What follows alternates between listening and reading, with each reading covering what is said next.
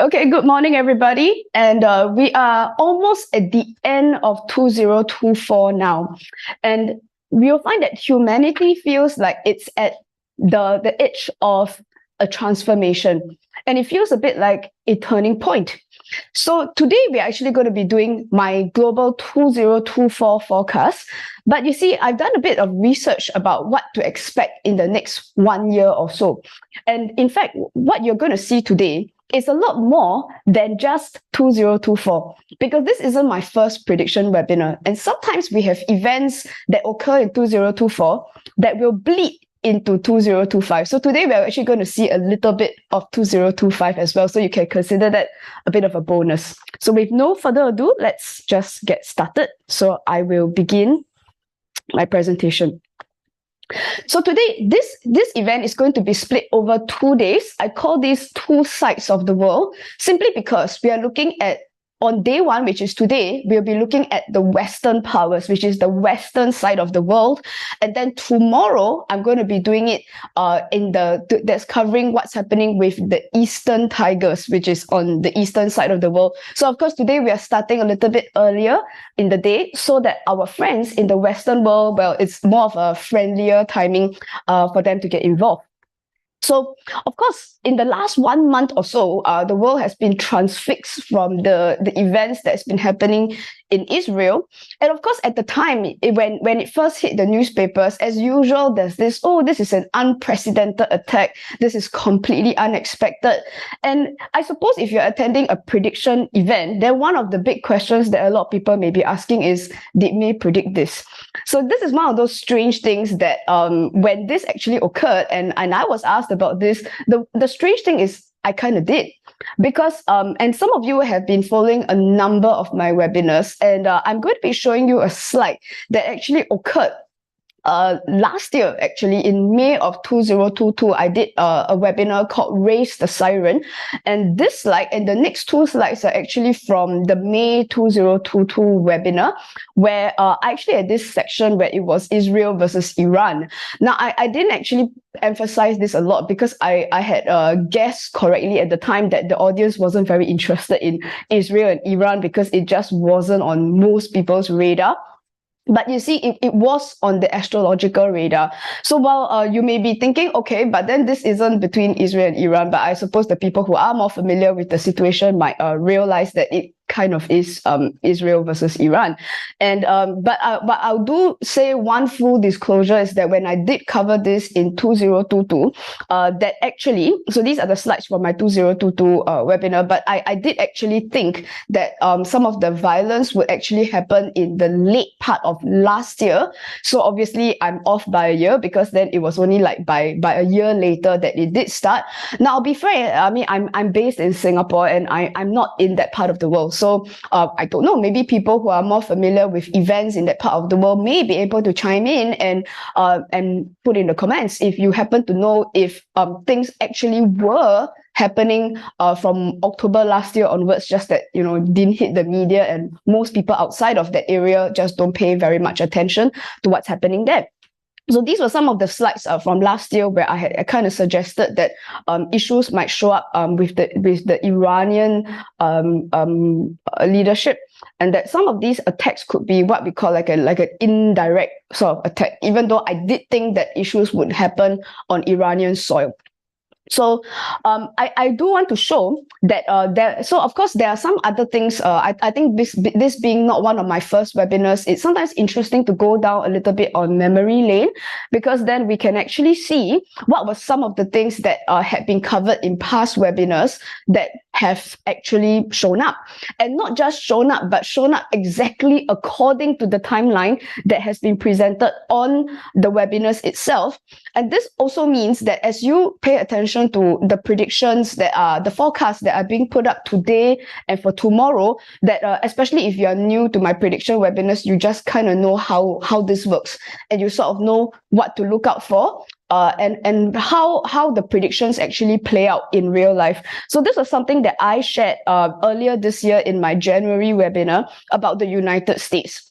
So this is very specific to 2024, which actually hasn't, it's sort of like started showing up as early as about now actually already. So that you find that daily work life becomes unpredictable, and you find that the opposition becomes very vocal and unrestrained. So even in the past few months, in the past month or so, the US government had actually at one point ran out of money, like literally ran out of money. They didn't have money to pay the civil servants. So the government was in very, very real danger of an actual shutdown. And this is not the first time that this has happened to the United States. So that there's a real funding chaos if the so-called number one government in the world can literally run out of money. And also, some of you may have noticed that just about less than a month ago, the House in the United States had actually been speakerless. There was no speaker in Congress. So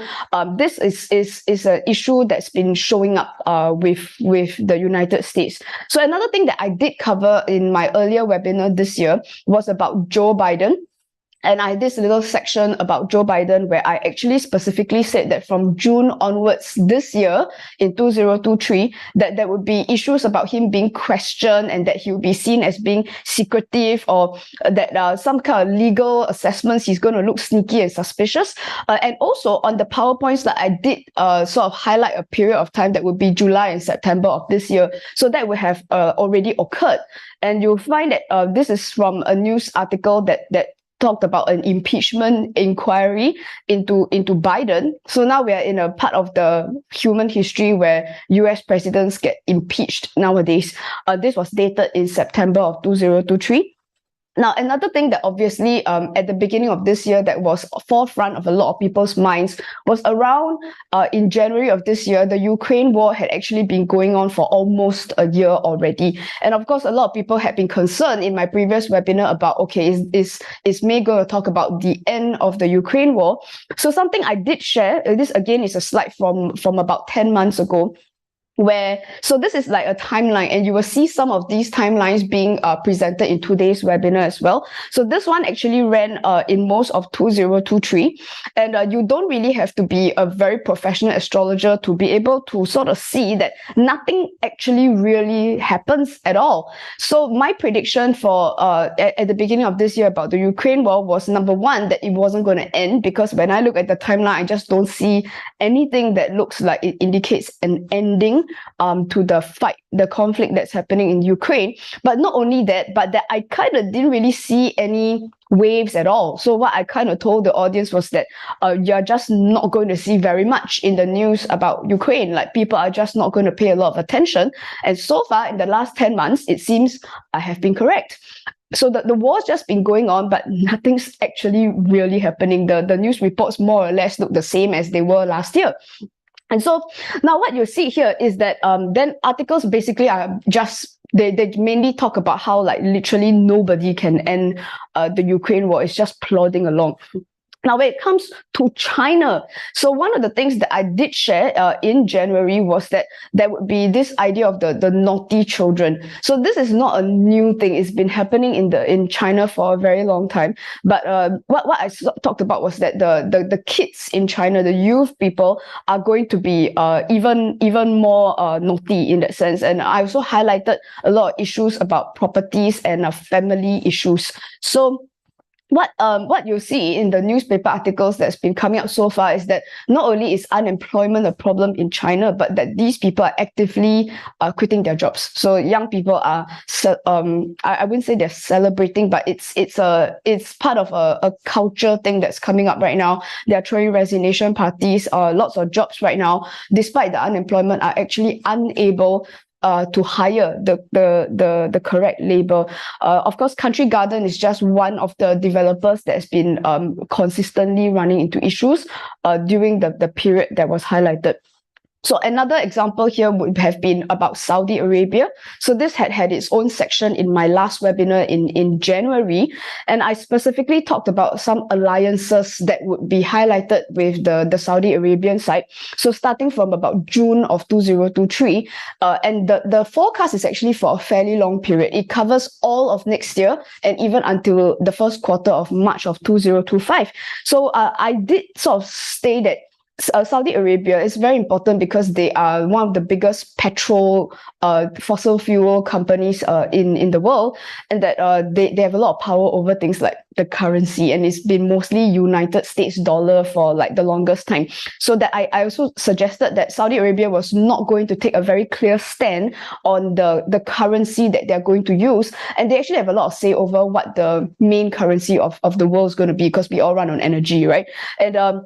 And I also specifically said that there would be a lot of changes with regard to some of the friends that they are choosing to have very, very specifically between August and September of this year. So this has already happened.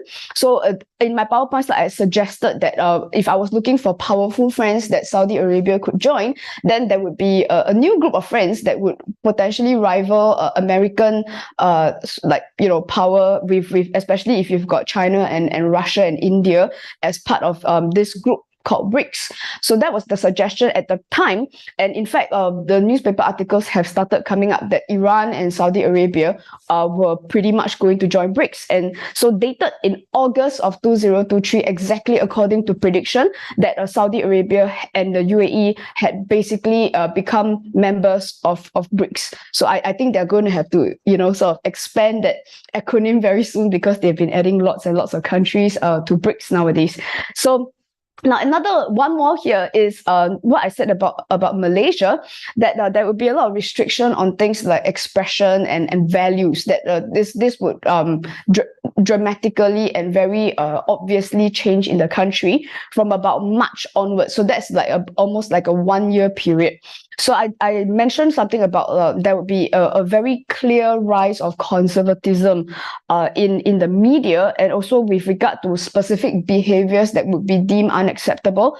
And usually the clampdown is to prevent the rise of new cultural elements in society. And I also suggested that during this period, the country was going to be very alerted to the fact that there would be a loss in the value. So loss in value isn't always like government coffers. Sometimes it's also with regard to the people. So one of the things I suggested was that Malaysians might find it a little bit harder in terms of the finances. So I sort of suggested two specific periods where I thought like this would be most highlighted. So this again is from my webinar about 10 months ago. So I suggested that in June of 2023 and October, November, which is just about now, that it would be highlighted. So some of you would have remembered that not very long ago that there was a slew of incidents in Malaysia at the time. So this article is dated in July. So I suggested that it was going to be in June, but this is just one of multiple incidents that happened in Malaysia at the time. So this was a music festival that had been cancelled because of a gay kiss that happened on the stage by a foreign band. And this was just something that was that came out on the news less than a week ago, where that it was highlighted that because of some COVID unlocking of EPF, that actually there were quite a significant number of Malaysians who are close to retirement age that actually have less than RM 50,000 in their retirement accounts. And for our friends who are in the Western world, this is the equivalent of about maybe about USD $10,000. That's all they've got left. And this has been described as a ticking time bomb. So as I said, this came out like maybe about a week ago. So as of now, I'm not really sure if anyone has like a workable solution to this issue. So as we move into today's content, that I'm going to be looking at the hotspots for 2024 and 2025. I'll be looking at some of, today I'll be looking at those from the Western world. So full disclosure that there's going to be some limitations as to how far I can do this. Now, every time I prepare for a prediction webinar, I actually study in detail up to about 50 to 70 countries. That's a lot of work that's being done just to figure out like in what countries a lot of the action is going to be taking place. And quite frankly, more than 90% of the work doesn't actually make it into my actual final webinar.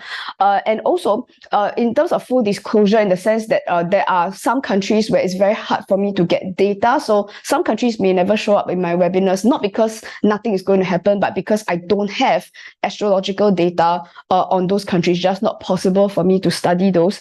And also, there are only some countries that are humanly possible for me to study. And that means that just because some countries are not here simply means sometimes I just never got around to looking at them. But based on the countries that I did manage to look at, and this time around I went up to almost 70 countries. These are the countries for today and tomorrow that I thought I see a lot of seismic activity. So I'm a bit like a meteorologist, right? So I basically look at all the conditions that are there and take as intelligent a guess as possible as to which are the countries where I think action is going to happen. And much as it's going to look very doomerist, right? Because then it almost seems like astrologers don't really give good news. But the reality is a bit like being a doctor, right? Basically, no news is good news. So if I see things that we should be concerned about, so those are usually the countries where we want to pay more attention to things that we probably want to look at looking at the implications that it will start to affect people, usually not in the best ways. Okay, so I'll be looking at the hotspots. And also, over today and tomorrow, I will also be delving a lot deeper into the earth to air era. So the people who are not new to my webinars will know that this is something that I've been educating the audience about over the webinars, mainly because it helps to explain the evolution of humanity. And much as most people may not really care about this, but actually if you look at a more macro level, a lot of the events that we are experiencing as a human race right now is part of a bigger cycle. And I think it's in looking at the history of what's been happening in the past. And I'm not looking at the 20-year history that your financial analyst is looking at. I'm looking at thousands of years of astrological history just to understand where humans have been coming from. So we are going to look at the decline of past Earth eras, what didn't work in the past, and it's quite uncanny how we see the same patterns happening again.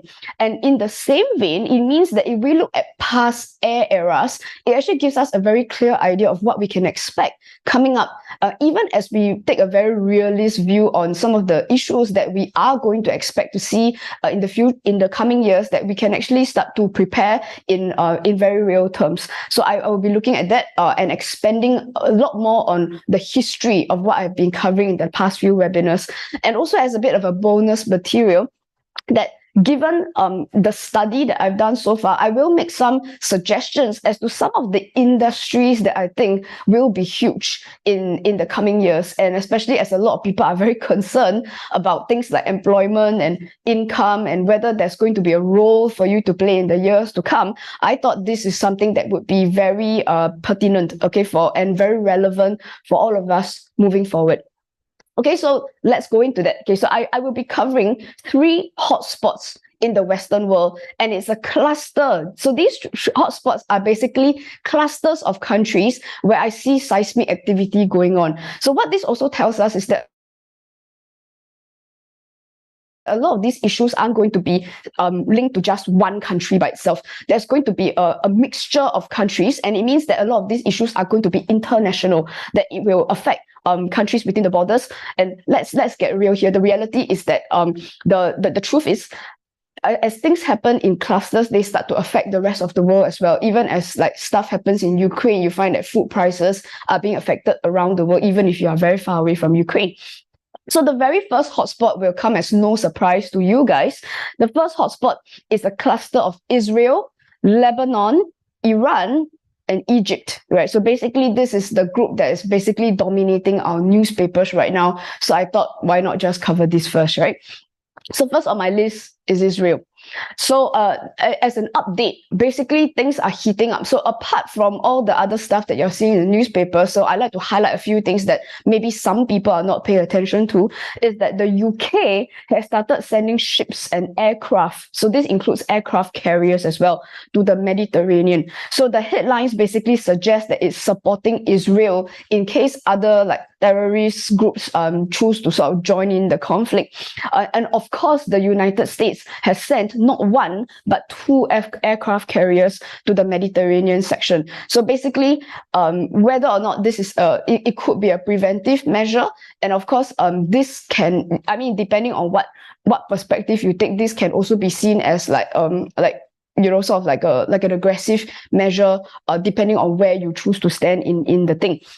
So, and of course, everybody knows right now that Netanyahu has not been very open to the idea of things like ceasefires, despite UN calls and a lot of international calls to basically not have regular civilians be paying the price for basically big boys fighting between themselves. But it's the people on the ground who are paying the price for this. So what can we expect in the months coming up here is that, so things get a bit complicated, and I want you all to know this is very, like, twitchy material for me to cover in a public webinar. So I will want to take a very neutral view. Okay, so this is very important for the rest of us to take as well. So now, in terms of how there's a mixture of support as well as people who are criticizing what's going on. It's a very divisive issue. So the period of time I'm looking at specifically is not now, but in the middle part of the year to come. So between March to May, what I do actually see here is that there's a potential fact that a lot of the international support and the sympathy for the situation may start to wane. And of course, some of you may be thinking like, okay, maybe some of that sympathy is kind of like starting to wane around now. So this is not rocket science, right?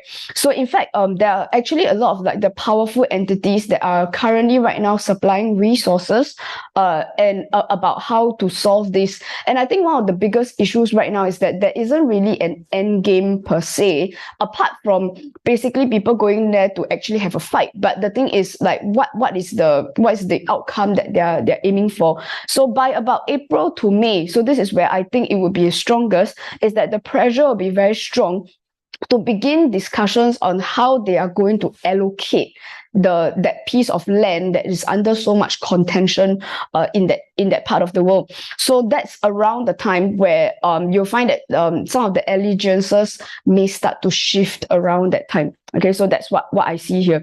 Now, the next thing is that there are indications here that, first of all, that the conveyance of resources via pathways to neighbors. So this is, unfortunately, when I look at astrology, I can only tell you what the charts show. So that means if we are looking at the connections, the pathways between countries, what I do see is that the resources that are being moved around, and this is what we are familiar with in a globalized world, that so these pathways are not just land pathways. That means astrologically, this will also include things like water pathways, whether or not ships get to move, whether or not airspace gets to move. So these are the conveyance, and some of those agreements or pathways that are open may start to get dissolved. And I'm basically telling you exactly what the charts say. So when these things get resolved, it means that the movement of resources is going to possibly get a bit blocked, or things basically get lost in that region. So that there will be that if neighbors start to have some things like border disputes or various types of disputes, then you find that the reactions can get a little bit heated during this time. So the time period that you can see here is that as the leader starts to sort of rebel against that, is actually a little bit later in the year. So that's in the last quarter. So what this tells you is that even if the border dispute gets what I suspect is that in the middle of the year that there is some kind of a truce, that there's a lot of pressure for people to sort of agree. And if I'm correct, and if that people do kind of agree in the middle part of the year, by the time we get to the last part of the year, you find that the disputes start again. So that basically it's like, basically if you look in the newspapers and it looks like this thing is going to end, unfortunately I don't think so. That I think it, even if it gets resolved for a short period of time, it basically starts again.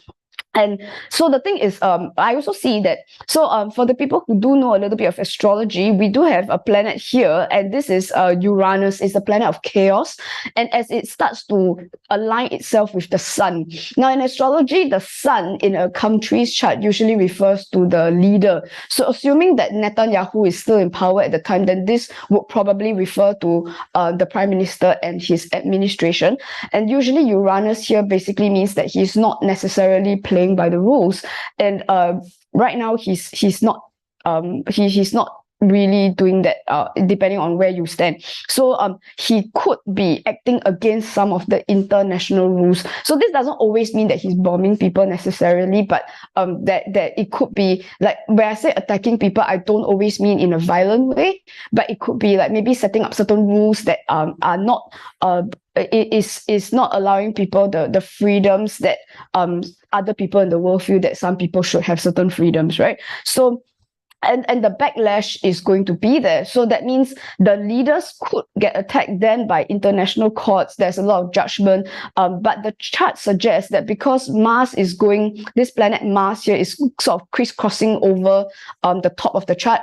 So where the authorities may not necessarily accept culpability for some of the outcomes that come out of this. So this doesn't always mean that it's a new situation. We could be looking at a situation where we are looking at things like war reparations, or like trying to sort of make up for certain losses during this period that some people may say, well, it's not my fault, or like there's a cost here, but it's not necessarily me that pays the cost, things like that. So what the chart suggests is a denial of culpability, and I do see that this is strongest in the last quarter of the year. So that means it doesn't necessarily mean that fighting extends throughout the entire year, but fighting comes in different forms. So it's, even if the actual military violence actually stops, you'll find that the conflicts can also occur in things like negotiations and things like that. So in terms of the timeline that I see, basically the black sections are usually where I think things tend to sort of like cluster together. So it does look like between October of the year, late part of the year, and bleeding all the way into the first quarter of the following year, that I think there's potentially going to be a bit of a deadlock, where that's what you're pretty much going to see in the newspapers, that people just cannot come to an agreement. Okay, so that's what I see when it comes to Israel. So of course, now our headlines that are running in the papers now is, the biggest question is that, will Hezbollah in Lebanon get involved? And I think that's what most people are very concerned about. And obviously, I went and did extensive calculations in this area, and also the concerns are also about whether Iran is going to get involved, and will the war actually be expanding to the north, where Lebanon and Syria, that region. So of course, then I will present what I see in the area of Lebanon. So what I do see here is that there's the clash of beliefs and arguments. So at least the silver lining here is that it doesn't look immediately that there's actual military violence. What it looks like more is that the chaos, where the blue planet here, the chaos planet, seems to be in the 9th house at the top here, where it looks more like international agreements. So the 9th also includes things like, but sometimes it includes things like religion, but most of the time it involves things like international arguments, right? So at least the good news here is that if they're spending all their time arguing in things like international courts and all, then hopefully this means that it doesn't actually translate into actual violence, that they're occupied doing something else. But what you do see here is that the rumbles seem to also be affecting people like on the ground. So it does look like what we see, at least on the surface level, may not always accurately reflect what the people are really thinking on the ground. So this can mean that, for example, the people on the ground don't necessarily agree with what the leaders are saying, but this can also mean that sometimes if people are not responsible about what they're exchanging in the international space, that maybe even the people who were not angry to begin with actually can get rumbled into being angry. So the period that I'm looking at here is in the middle part of the year. So logically speaking, that if there comes a truce, if I'm correct, and there is a truce about the allocation of land that occurs between March to May, that sometimes it's very hard to come to an agreement where everybody is happy with the outcome. So basically, if there's a lot of talk about how, okay, we came to agreement, but I don't agree, then that's how you can get like a clash of beliefs and arguments. Okay, so and what you see here is that the suggestion here, when I see this red line that cuts across here, is that what I would expect is that the Western powers are very likely to try to increase their measures to block attempts to argue or to speak for things, like, for example, saying that, okay, we finally come to an agreement, then everybody just shut up and then we just let things be. So you'll find that if measures for people to basically complain or to sort of have their piece being said is being shut out. So sometimes this can happen with the media. It can happen with some voices being louder than others in international courts. It can play out in many different ways. But what I see here is that that certain peoples may feel that, well, we've got an opinion too, but we are not being heard, or it's like basically we've been sort of cornered in that sense. Then basically, if you are not allowing me to speak up, then I would turn to other authorities in the East who can maybe speak for us. So you may want to sort of educate yourself a little bit about the geography of that particular region, but you'll find that this is a very human nature thing, right? So basically, if you go to one manager and if the manager doesn't listen to your complaint, then the nature is to maybe try and find another manager, and maybe the other manager may listen to my complaint, right? So it's a very natural human thing. And so what you find here is that then these Eastern powers may want to then contribute to the discussion. So that's having the second manager showing up and saying that, okay, I want to speak up for a certain group of people. And what the chart suggests is that this second group of managers seem to get more buy-in and more energy from the people. So basically what we are getting here during this entire almost like a year-long period is that you essentially get two groups of managers trying to co-manage a particular area. So that's like basically it starts to rumble the people. And the unfortunate thing is that my worry here is that this issue starts to divide people outside of the region. So then basically some people say I side with manager A, and then some people say they side with manager B. It's already happening now. And the arguments seem to be the strongest period seems to be about July to September of next year. So that's in around third quarter of next year. So then the other thing that we want to be very concerned about is that then who could potentially be these Eastern leaders. So I mean, on a logical basis, I did consider many possibilities, like, because towards the east, there are people in Iran, there are powers in Saudi Arabia, there are powers in India, there are powers in China. So but logically, the first people I started looking at was Iran. And so this is Iran's chart.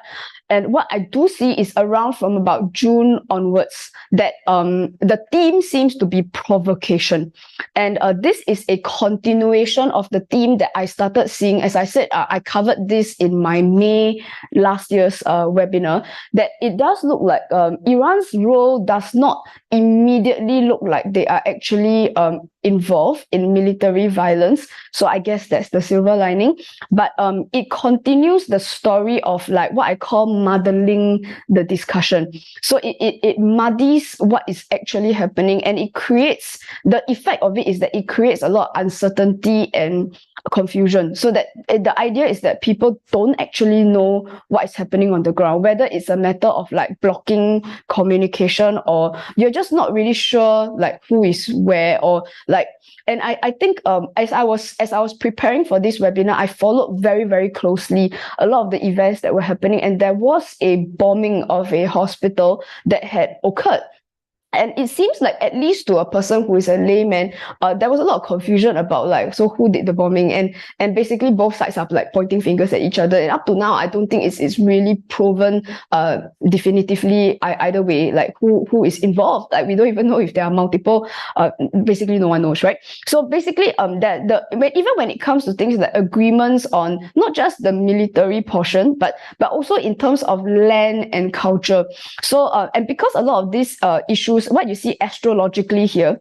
So again, I'm not speaking like politically, I'm talking about astrologically. Yeah, it's very important to highlight this, that the action seems to be happening along this dotted line that's here. So especially with a lot of action happening down here in the fourth house. So the fourth fourth house typically describes things like the land, the people, the culture, and the history. And something that I've noticed with this particular incident that's happening in the world is that it is dredging up a lot of all these old, few hundred years ago kind of history when it comes to like Jews and whatever, right? So it starts to create a lot of like in some cases reinterpretation, rewriting of history, and you should expect to see a lot more of these coming up in the next year or so.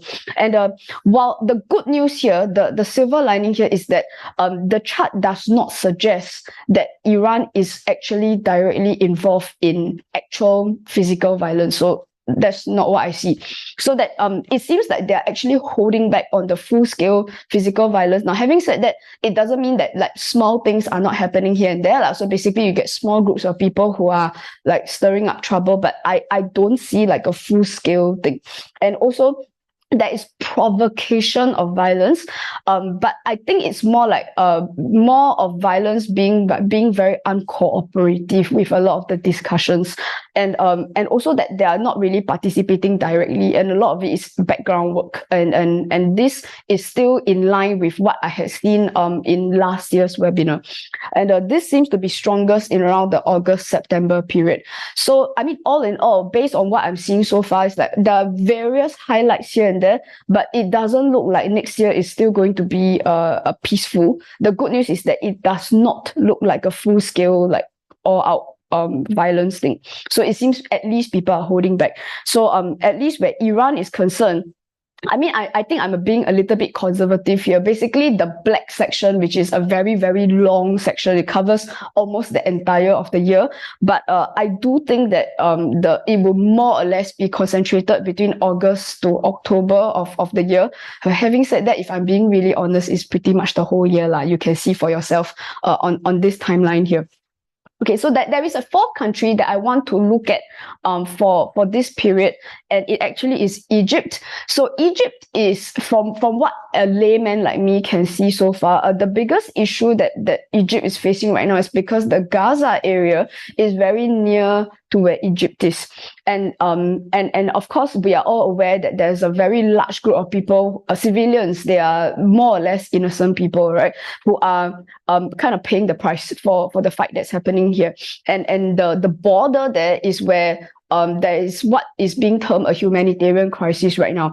So looking at from that perspective, there is quite a lot of pressure on Egypt right now to participate, even though technically they are not actually involved. So and so far the response had been, at least for some weeks now, that Egypt is basically saying that, well, I don't see why I am barely bearing solely the responsibility for the refugee influx. It's like, I feel sorry for these people, but it's like that's a lot of people.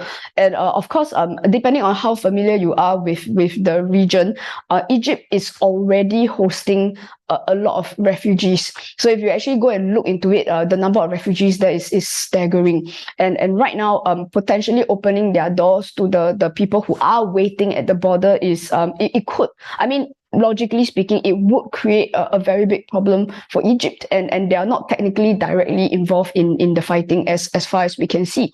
So what the good news here is that I think in the past few days there have been small openings here for some of the most needy people, the people who are in critical condition, to be removed from the war zone area, so that that some of these people have been brought into Egypt. But I think also the world is also trying to support Egypt here a bit.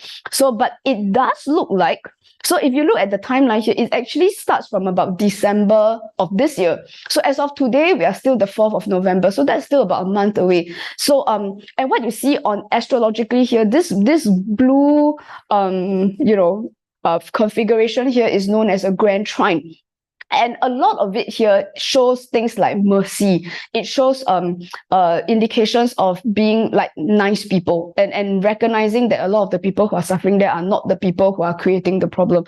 So in fact, it does look like much as Egypt is holding back, but Egypt has been very, very nice people in the past before, and it does look like they do cave in at some point, mainly because I think they just cannot see people people suffering, or either that, or it could be that the rest of the world does give Egypt some support and assistance in like trying to solve the problem. I can't tell from the chart, but it does look like at least for the first quarter of next year, that they are playing a humanitarian role, that there is sympathy, there is mercy, and that Egypt does play a very big role in helping the civilians.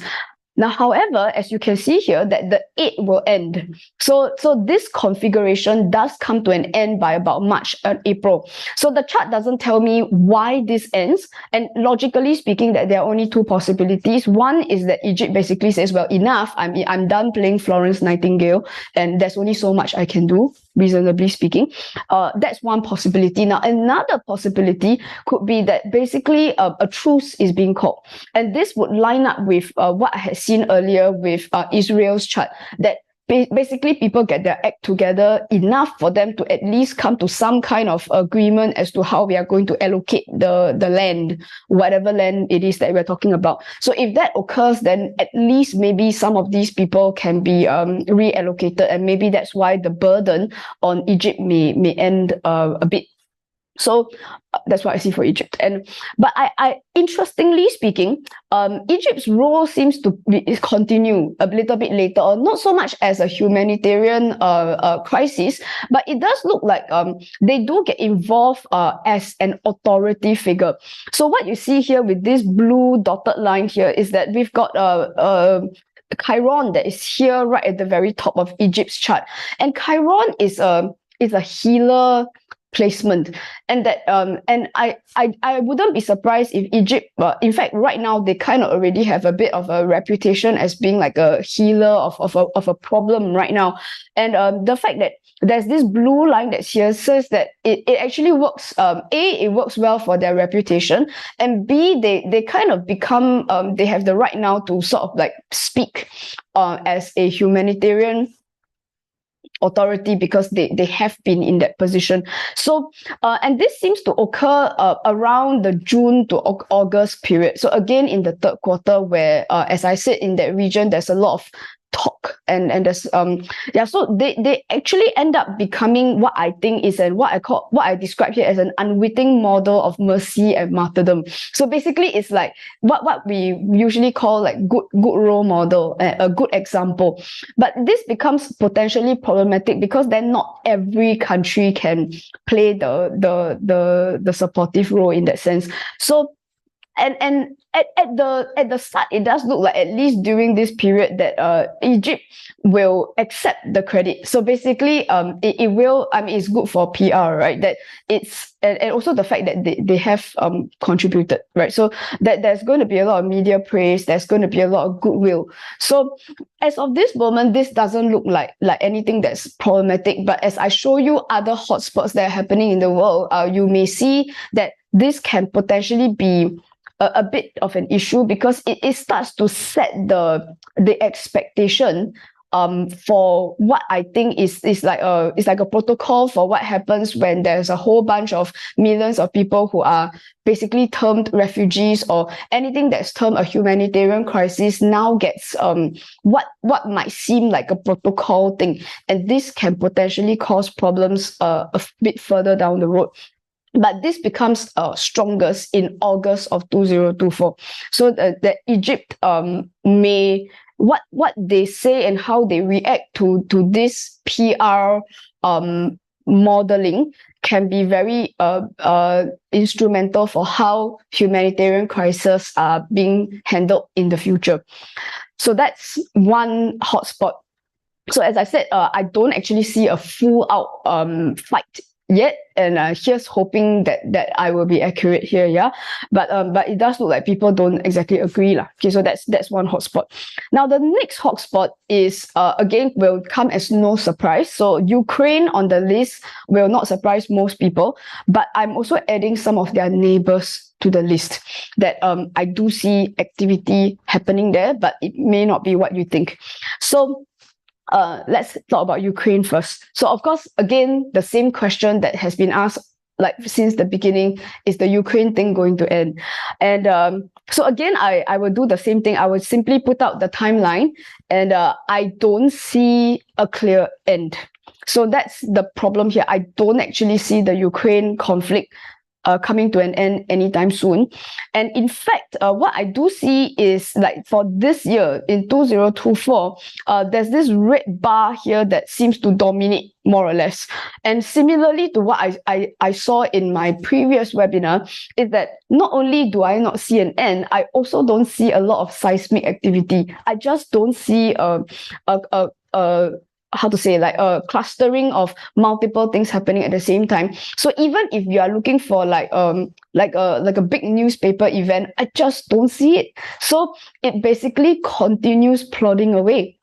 Okay, so now so when it comes to the Ukraine, okay, going back to this, it's just that when the planets that are involved here, so I know most of you are not astrologers, but allow me to explain. Okay, so when we have this thing about Uranus squaring Mercury Jupiter, let me have my cursor here so that you understand what I'm talking about. So here, Uranus squaring Mercury Jupiter, it actually, strangely enough, is a very argumentative placement.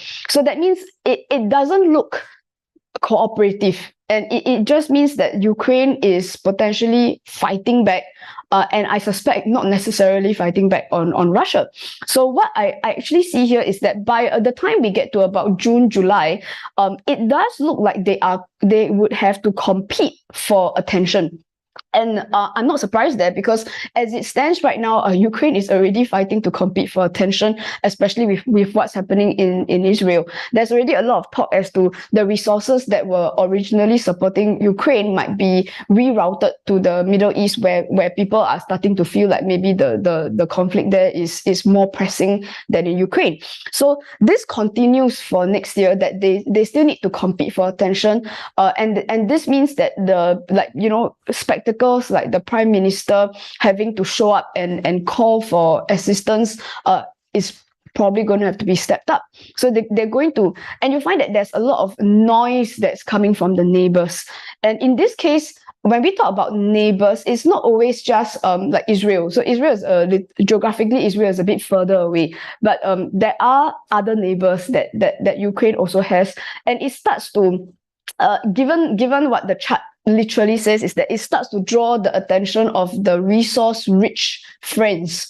So Ukraine is very dependent on a lot of resources that's coming from the so-called rich friends right now. And if the rich friends have other things to do, then you find that this can be a problem for the Ukraine.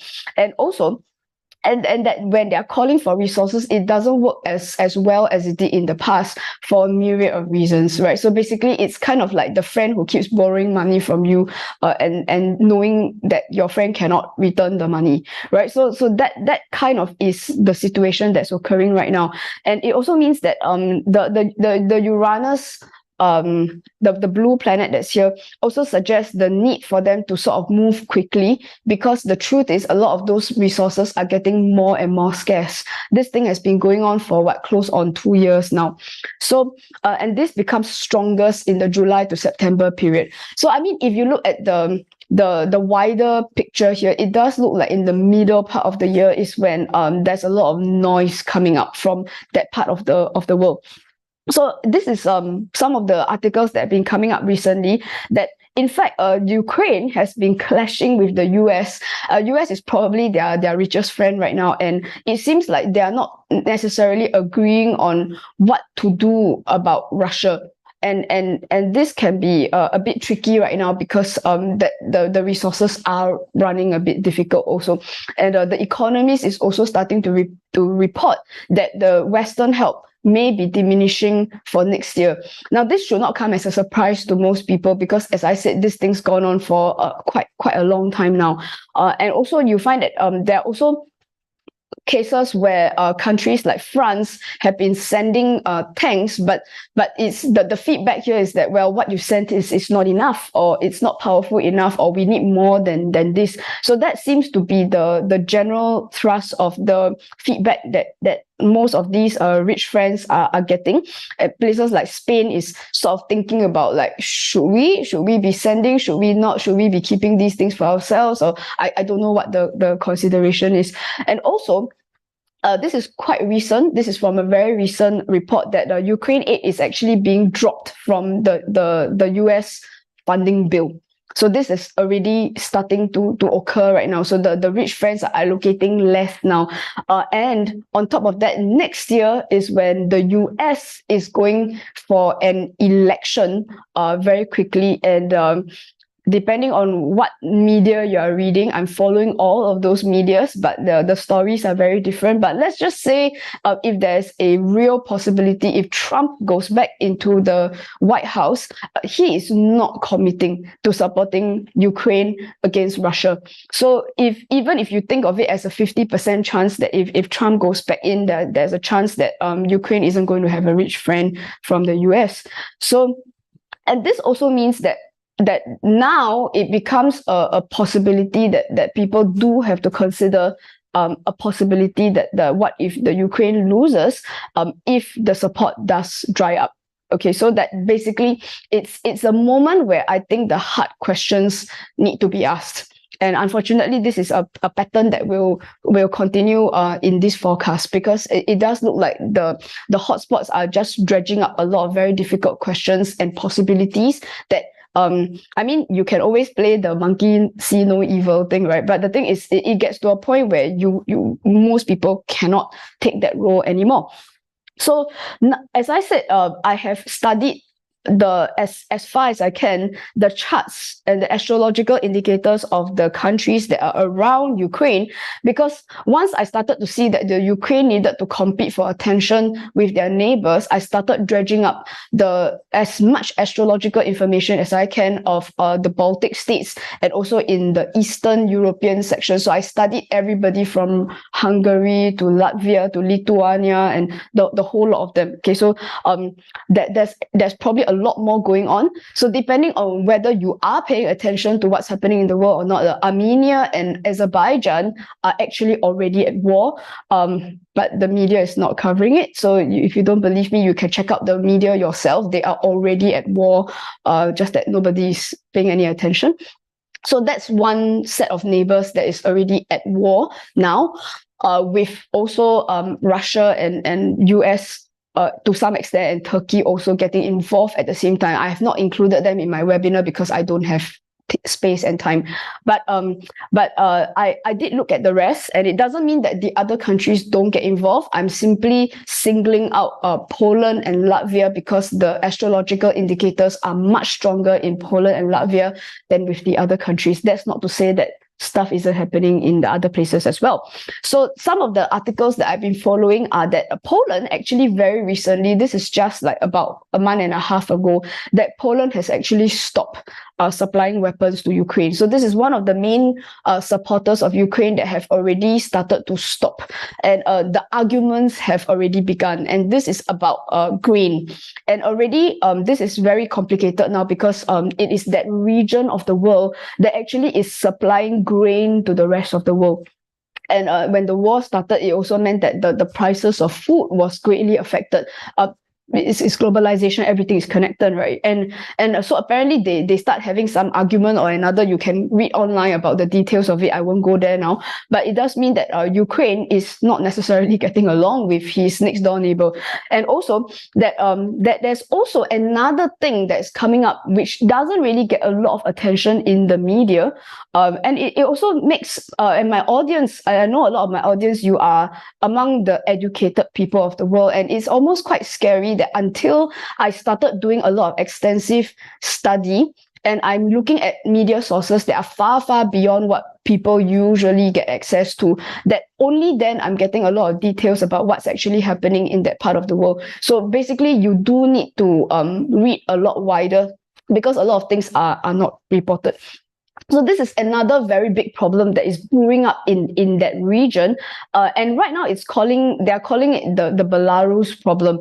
And as I said, maybe some of you may not be aware at all about how Belarus plays into this situation. But Belarus is one of the allies, friends of Soviet Russia, and it means that right now that is really causing an issue right now. Whether is this a decoy, is this just basically another one of those little altercations? It's really hard to tell right now, astrologically. But there's a lot of astrology activity happening here, so that So first of all, Poland and Belarus, there's already a border issue that's there. So I am aware that whether or not you are listening in, you're among my Western friends from the Western world, or you're among the rest of us here in Asia, I am aware that most people are not familiar with the geography here. So I thought this is a good time for a bit of a geography lesson. That so here is I'm featuring this area of the world. Now this is the part that everybody is aware of, right? That Ukraine and Russia have been at war for some time now. Now what most people are not aware of is when you look at Belarus is a next door neighbor of Russia, and that why this is important is because then that Belarus is the next door neighbor of countries like Poland and Lithuania and Latvia, and if you wanted to, you could add in Estonia also. Okay, but I'm not including Estonia in today's webinar. But what you have here is the prime president of Belarus, prime minister. Okay, I lost that. You have to go find out for yourself. But Lukashenko is a good friend of Putin, and there's some kind of alliance going on. I don't know the details, right? But the point here is that Belarus is starting to stir up some issues with this area, and there is a massive border issue because a lot of the refugees are going through Belarus, and it seems that the Belarusian government is starting to push these refugees towards the borders that are at Latvia, Lithuania, and Poland. So of course the backlash here is that basically these countries are basically like, whoa, you cannot just send like millions of people into my country. And basically this is a repeat of what is happening with Egypt. Is the difference here is that Egypt gets all the headlines and these guys are not getting the headlines. So basically there is a repeat of multiple similar incidents that are happening in the world that the majority of the world does not know about. And so if I were to look more into Poland, that first of all, that there are strong indications of boundary issues. So again, this thing has been going on for some number of years now, and I've been following the conflict for some time. Now, what we have here is that from about May to about November, so again, in the second half of the year, that the boundaries start to blur. So astrologically, when I see things like that, is it that only now the problem begins? No. So basically, if the indications start to show, it means the boundaries blur even further. So this can mean that people start pushing the barbed wire, or it's like, basically the international lines are being breached in one way or another. So that's one way. And of course, then the fear starts to come up that is whether or not the border issue is being used as, is it specifically a border issue, or is there another purpose that is deeper? That's the part that's not going to be very clear to a lot of people. And what it does look like when the border issues come up, suddenly we are going to see the same story of how the old history, old laws, old philosophies are going to get dredged up. So basically, people are going to be dragging the old history books out and talking about how some people belong here, some people don't belong here. And that's going to be a massive, massive story that we are going to see throughout this era. So basically, whatever starts happening at the beginning of the era basically sets the pattern that goes on for the rest of the era. Okay, so then you start to see whatever's happening in Israel starts to repeat itself in the north, right? So August, September is where these disputes start showing up in a major way. So I suspect that if I'm correct, that's when suddenly this part of the world will start to take up space on your newspaper headlines. Doesn't mean it's new, it's actually happening already. So I'm telling you in advance. So this is the period of time where most of the black stuff seems to be overlapping here. And that's where I think that the issues are going to start showing up. Now, it's not just Poland. I've not included Lithuania here because among the three countries, it seems that Poland and Latvia are having it worse. That doesn't mean that Lithuania is not getting it. Okay, so Latvia is the other one. And I also want to mention here that even as I look into the details here, at least according to what I'm seeing in Latvia's economic reports, I don't live there and I'm not familiar with that part of the world. But from what I can see is that Latvia is actually, by all things considered, the fact that they actually have a war next door, is that they are actually doing okay right now. Their GDP is down, 0.1%. I mean, all things considered, that's not a disaster. And in fact, Estonia is doing a lot less better than they are. And Estonia is nearer to where Finland and a little bit further away from the fight. And in fact, a lot of the information I've been able to find on Latvia's economy suggests that actually the Baltic states are on their way to recovery after when the Ukraine war first broke out. And this is not an old article. This is just about 2 or 3 months ago in August of this year. So it does look like Latvia is doing okay. Which is why I'm basically letting my audience know that I don't really have a reason, an economic reason for saying that Latvia is going to be economically affected as things stand right now. But that's not what I see in 2024. So basically, again, I see like indications of boundaries being breached. And logically speaking, it doesn't specifically say that it's Belarus that's creating the problem. But like I said, the amount of research I've done suggests that it's probably the border dispute with Belarus. So this starts to, it's a year-long period that begins from May, and it will extend all the way until the May of next year. That again, we get indications of boundaries, but also agreements. So the agreements also include things like economic agreements. So where we agreed that we will sell this or we will not sell this, or basically this trade route is open. So basically all those agreements start to become kind of blurred, like people can decide whether they agree or they don't agree. And this is happening between Latvia and its neighbors. And of course, it has a lot of problems when it comes to things like rights. So this includes things like trade rights, human rights, and basically you should see headlines going like, okay, where are the boundaries with this? So that's the kind of headlines you should be seeing around that time. And also with regard to resources. And this also means that it has an effect on economy, and it's not just economy. And there's something that I do want to emphasize very strongly with my audience is that more and more we're starting to see that the so-called economy or the statistics that we tend to follow in the Earth era as a indicator for whether the economy is doing well or not, whether you're looking at GDP or whatever it is, it's starting to, I'm not sure if you guys agree with me, but it's starting to have a disjoint between the stats and what is actually happening in terms of like the resources being available. So even things like inflation and the numbers a bit don't match what is actually happening in reality. So when I say that it starts to affect the resources, sometimes it doesn't reflect in the economic statistics, but it can mean that the people are the ones who are starting to notice that, okay, our resources are more difficult to get, or that we are unable to export our things. And these are the patterns that you'll start to see in terms of the Earth era system sort of not being able to sort of stick together properly. Okay, that's what I'm trying to get at.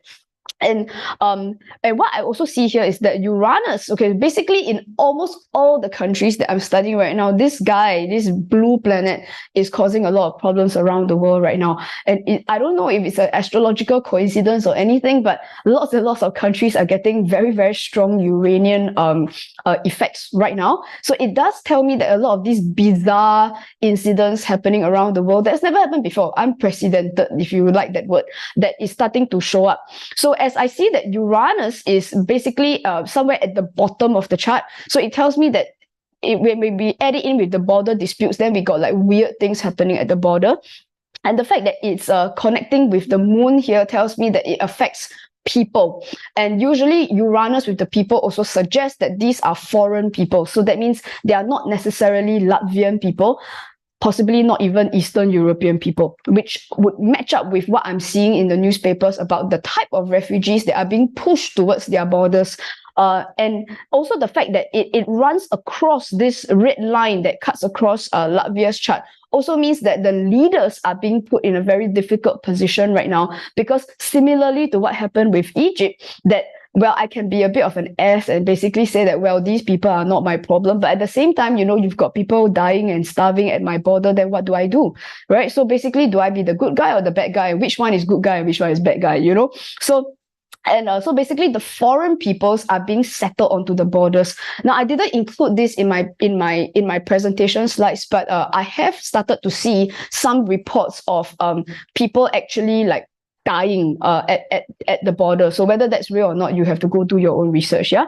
Okay. So the next is that it does look like, strangely enough, a lot of the conversations that's happening now. This is why Egypt, why I decided to include Egypt in my presentation also, because as I said, the story that happens with Egypt in the early part of next year, especially how Egypt chooses to respond to the people at Gaza, starts to create the protocol for how to deal with such similar situations. So basically, if Egypt has been nice and if Egypt has allowed these people to go in, for example, suddenly now every country that's got a whole bunch of millions of people sitting at your border may be under international pressure to do like Egypt, right? So basically, the comparisons will start to show up. That's what the chart suggests. This is not from me, it's what the chart says, right? And it actually starts to anger the Latvian people as well as the leaders, because it's a bit like it's like a conflagration. So it's like all the situation all look the same to all these people, and then basically they're just saying that, well, if Egypt can do it, why can't you? So that becomes a real issue. And for, like I said, the people who are listening to this, you are educated peoples, and you know how this kind of protocols start to become like an SOP, and this can be problematic for many border disputes that are showing up in the world right now. So that becomes strongest between June to September. Now, I want to pause here a bit and also reiterate that much as it looks like these things are set in stone, but I think that the whole point of knowing these things in advance is not so that, you know, you all just sit there, write pages of notes and just feel happy that you know these things ahead of time. But I think what's becoming more important is that the conversation that's happening in the world can be very influential. Whether something is being portrayed as this is okay or this is not okay becomes quite important. And especially if I'm talking to an audience that's very rational, that it's not about whether you are biased and you like one group of people over another, but rather it's like we kind of need to think in a more systematic manner that, okay, maybe something is like, is it rationally workable or not workable? And I think it becomes why I bother to put all of these things in a public webinar. I put in the effort to do this is because as we highlight these things, then at least the people who are not biased can actually be a voice of reason and actually say that, well, I'm not really sure this is workable, right? So it needs to have not just one person. It's not just me, Sim, talking about this. We kind of need more rational people actually bringing this up and saying that, okay, maybe there needs to be a better way to deal with situations. I'm just hoping that more people heed this call. Okay, so in any case, moving forward, that it will not surprise you to know that then we are going to get another repeat of this situation where the headlines are just simply going to call it a humanitarian crisis. And the indications are very, very strong from December onwards. And what this means is that for the Baltic states, the Polands and the Latvias, it tells me that the issues that start showing up from about May, June onwards, it doesn't get resolved quickly. So it basically drags all the way until by the time we get to about December, that's when they really start to start the negotiations on, okay, we kind of need to either get more resources to come and deal with this millions of people that's at the borders, or then there's this idea of, okay, do we start deporting people? Can we start, moving them to other places? Can someone take some people, so that not everybody is my problem? And so that it becomes the comparisons to Egypt will start to increase, right? So conversation in the world is very important. But then if you see this gigantic red square that's on the chart here, actually shows that this is what we call a checkmate, a deadlock. So basically it doesn't move, right? So that becomes a real issue. So, and this drags all the way until even the early part of next year. So if even as they start talking in December, and in case we haven't realized it, this kind of conversation take very long to settle, and even by the time they get to about February, March, it doesn't go anywhere. So it's just basically people are just stuck there. It just looks that way to me. So as of what I've seen so far, even from about 2-3 months ago, these three countries, Poland, Latvia, and Lithuania, have already threatened to actually shut down the Belarus border completely, especially if what they call a critical incident occurs. Apparently, I'm not there and I don't live there, and I'm not like super familiar with the politics that's there, but it does look like soldiers are literally like cutting people on stretchers, like dying people, and they're like literally being carted to the border to be left there, right? So if the reports are real, then it's going to be a big problem. Okay, so now I do have one more hotspot that I want to cover. So again, this will not surprise people that this last hotspot is Canada and the USA. Now, this is the first time I'm covering Canada, I think, in any of my webinars. Never really had a reason to cover Canada until now. So Canada it's been a bit surprising for me, even as I've been doing very, very deep research into what's happening in Canada, because the astrology chart looked terrible. And I have to say that as somebody based in Singapore, I've always thought of Canada as being this like happy place of maple syrup, and that people are rich and it's just, you know, peaceful. And I'm discovering to my horror that this really is not the case. So first of all, the first thing that is the glaring issue is a financial and a housing problem. So Canada is not the stable economy that we know it. So although my dates here put 4th of April onwards, in fact, I had no trouble at all getting news reports on the problems that Canada's property issues have. And a lot of these issues are very similar to my past webinars, which I had covered on certain areas in the US, as well as areas in Australia. And in fact, I would even say that astrologically, the charts look very similar. The indications look similar. So basically, stuff that's been happening in Australia is repeating itself in Canada right now. And these are the rich countries. They are not supposed to be the countries where people are struggling financially to buy a house, and where homelessness should not be a problem. And so that actually the crisis will start to escalate even further from about April onwards, that we could be looking at an issue of homelessness in Canada. And in fact, so what I see, basically all these red dotted lines here are showing that that there's actually people breaking agreements. So unlike maybe in the Baltic states where people just, you know, dissolve things, but I think maybe Canadians are more well behaved, that they actually, maybe they are nice enough to call up the banks and say that, by the way, I'm not going to pay my mortgage anymore, because Canadians are nice, right? But my point being here that actually that even things like mortgage agreements, because there are lots of indications here that relate to things like housing. So basically, if the issue gets bad enough, people are essentially going to start calling up their banks and saying that, sorry, I'm just not going to pay my mortgages anymore. So and interestingly, that it does actually indicate specifically that there will be tensions with India. So if you have been following the news, there is already some issues with India because of a murder that happened in Canada. So that's a political issue. But what the charts do suggest is that even the housing issue creates a problem with India, because in my research, it seems that a vast majority of their university students in Canada, in fact, the number of Indian students in Canada can probably even rival the number of Canadian university students in Canada. So, and the thing is, right now, it seems that the Indian students who are flooding Canadian universities are being blamed for the rise in housing prices in Canada. I'm not sure about you, but I'm not really sure the logic makes sense here. But the problem is that a lot of it has the potential to incite, if you're not being a rational person, then it starts to come out as blame and racism. So this is just some statistics that I managed to get from the internet, that in the COVID years, it was like about 2% more like interest rates.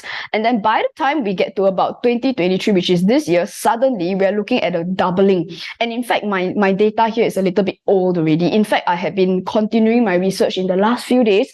It seems that in some parts of Canada, it's gone up to something like 8% now. So we're talking about like interest rates tripling right now. So people are like going broke trying to pay their mortgage. And when I found this, I was dumbfounded, right? So basically, some banks are even offering 60, 70, and 90-year mortgages. Basically, what a 90-year mortgage simply means that you're expecting your grandchildren to be paying your mortgage for you, right? So it's skyrocketing interest rates. And that means that even people with jobs, we're talking about university people with real proper jobs, are not being able to pay for their houses. So it's like, and that's why the homelessness issue, I think, is going to skyrocket by the time we get to about April.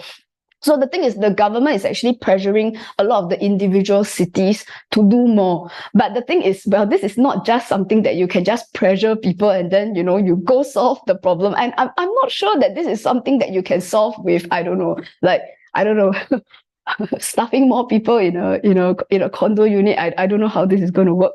And so in fact they are starting they're starting to talk about like changing rules to like cap the foreign student numbers because of the housing crisis. I'm just not sure that this is a rational solution to the problem.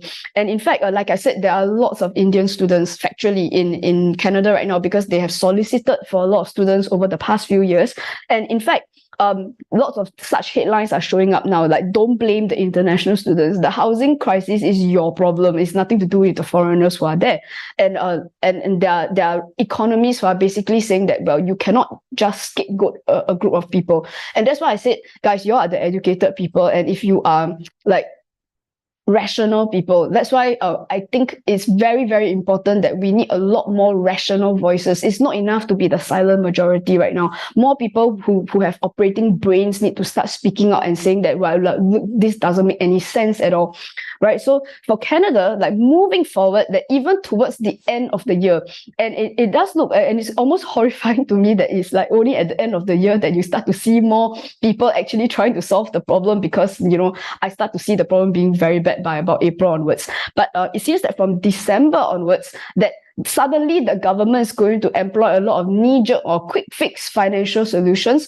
Honestly, the chart doesn't tell me what those solutions are, but by most intelligent people would regard those measures as being very irresponsible, because it's just like a short-term look good on headlines sort of thing, but it actually causes longer-term effects that the people are eventually going to pay an even bigger price for some of these policies that's coming up, and there will be a lot of unhappiness towards the leadership. So astrologically, what we see here is in the second house where money is concerned, that again, the chaos planet is here. So what this would suggest is that the government can do, I don't know. I mean, I'm not economist. It's whether it's a matter of printing money, whether it's a matter of like artificially lowering prices or whatever it is. But this red dotted line suggests that this is a knee-jerk reaction. And the fact that Canada has got the Sun and Uranus like here in the fourth house does suggest to a large extent that the government is not. It's not a position that suggests that they are looking in a very long-term welfare of the people sort of perspective. So that can be somewhat problematic for Canada. And if I were to add on to this, then there are also indications of not just financial but also social problems, which makes sense because housing is very important for life.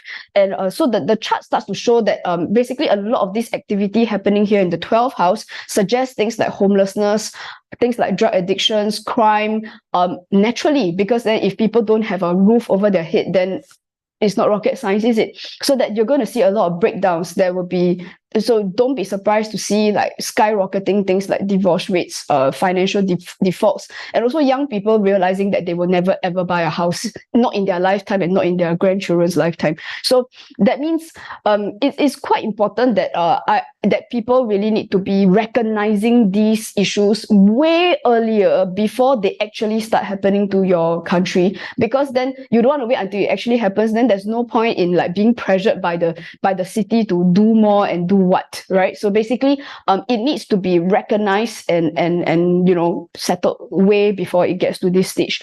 And I found this, that they did a study, and the Canadian housing body actually says that it would take $1 trillion just to build enough affordable housing by the end of the decade. And I'm not sure about you, end of the decade is still 7 years away. And it's like, first $1 trillion, and secondly, we're going to take 7 years to solve this problem. That's a lot of homelessness in the meantime. And what this means is that it's really, really important that if your country is not facing something like this right now, it's very important to be aware that these things are happening first in Australia, then in the USA, and then now in Canada, in the places where these things are not supposed to happen. Okay, so Canada is in general not having a great year. Having said that, I'm not seeing, like, unlike in the Baltic states and in the Middle East, I'm not seeing like explosions and stuff. So I'm not going to suggest that there's going to be like like massive earthquakes happening. It's not that kind of seismic activity, but it does look like a slow, slippery decline. And that by the time it gets to about December is when the black stuff starts to pile up there, because I think it is the knee-jerk reactions that could actually make the problems worse. So that's why for rational people, they kind of do need to speak up if you find that some of these measures don't make any sense, right? So that is really, really important. So I have one last country to add here in this hotspot, and the USA is always on my list because they are just that important, right? So I'm going to add on that this red line has shown up in just about all my webinars that I featured the United States so far, because this line has been sitting on that red line for the longest time. So it has created issues from like the abortion problem in the US, all the way to the fact that the US seems to be losing its ground and in terms of its foundation. So even everything as fundamental and basic as democracy is being challenged in the US right now, but also its supremacy in international politics. So as you can see, the dates here as early as April of last year, that we should start to see that it starts to lose sway over their friends or their international friends. This becomes quite clear. So the basis of their influence is being eroded, and you find that a lot of their friends are basically doing their own thing, which you will see every day in the newspapers right now. So that a lot of the communications that they try to attempt is going to fall on deaf ears. So you find that the US is now like a flag bearer. So that means when there's a fight, they just basically show up to participate, but it's not giving the impression that they are being heard. And also that a lot of these instructive teachings. So Jupiter here at this position suggests that this is normal US style, where they would show up and sort of instruct people as to what would be the morally correct thing to do. But a lot of the instructive teachings are out of step with what is actually happening. And that means it's like, that's where culturally you will hear comments about how the US is like off base, or like they are just not understanding what is going on. But if you ask me, this has been going on for decades now. It's just that right now is only when it's actually being a problem. And this is actually strong. And if you notice, this is like right now, right? So that's November right now, all the way in the next 2 to 3 months, you will basically keep seeing indications that basically we are getting teenagers who are not listening to their parents anymore. So that's what you should see. So of course, Biden had just recently made a trip to Israel to try and solve this issue, and they cancelled the meeting, right? So this was in the newspapers. They basically decided, oh, US president is here, yeah, not meeting him. So it's like you're getting situations like that which would never have happened in the past. And also there are other issues, and the rest of it here is domestic issues. Next year is a very big year for the United States because it is their election year. And lots and lots of experts are already warning that this is going to be one very complicated election. So first of all, there are a lot of communication issues. And again, this is not new. Biden is getting on in age. And there have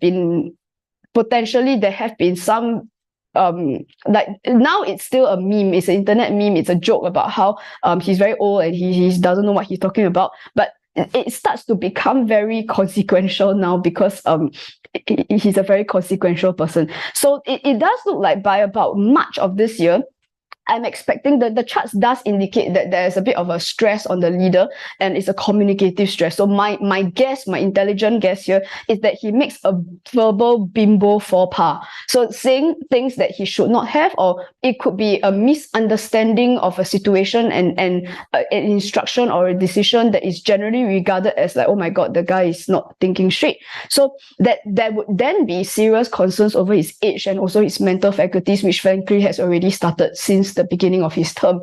And also it becomes a big issue because the fact is, it does seem like at this moment, based on my research, is that he still is the front runner candidate for the Democratic Party in the US. So and if that is the case, then it's going to affect the elections, because then the support will change, because then if you put a very old man there and if people don't have faith that he knows what he's doing, then you're going to have a very big problem.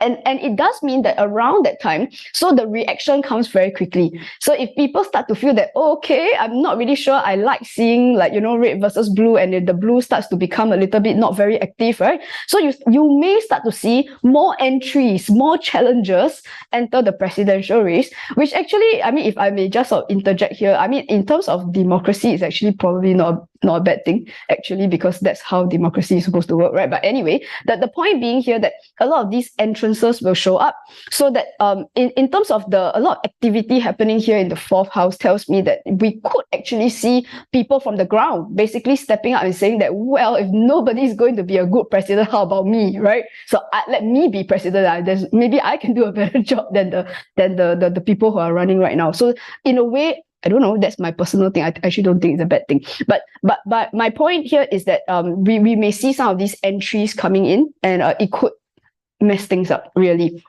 And of course, then you will find that that's around the time where the mudslinging will show up, and like horrible things will start showing up. So things like secret agreements. And the part that I'm a little bit concerned here is that this red line here actually cuts across the 2nd and the 8th house. And this actually is the economic line in the US. So the concern, of course, I mean, it will not be anything new to basically like allegations of corruption, scandals is not new, right? So basically every election this shows up. But the concern here is that because it affects this particular line here, is that there could be economic repercussions if it turns out that the mudslinging starts to take away credibility, for example, of certain institutions. Then basically they can mudsling all they want, but the people on the ground, we are talking about the aunties and the uncles and the little kids, are going to get affected if certain financial institutions start to lose their credibility. So this becomes strong in April. So that's coming up like in a few months' time.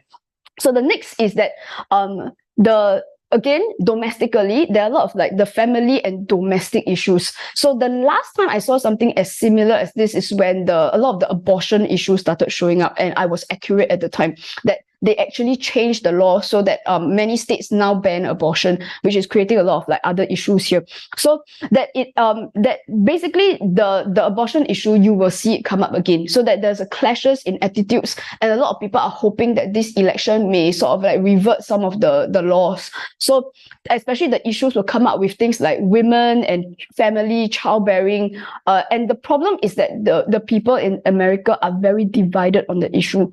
So that it's not just about changing the law, it's the fact that people don't agree on what family means anymore, and it's very foundational. So and also, the chart also suggests that there could be some of these employment issues. And this also adds on to my concern that if the mudslinging and the scandals start to affect certain financial institutions, that this could affect things like employment and people's incomes, right? So it could affect things like home mortgages. And also, not to mention that Canada, their neighbor upstairs, is also having serious problems around this time. And I'm not American or Canadian, so I'm not super familiar with the economics that's there, but maybe some of you are more familiar, that whether or not like housing issues in Canada could potentially affect the US, I don't know. Basically, they are neighbors right now.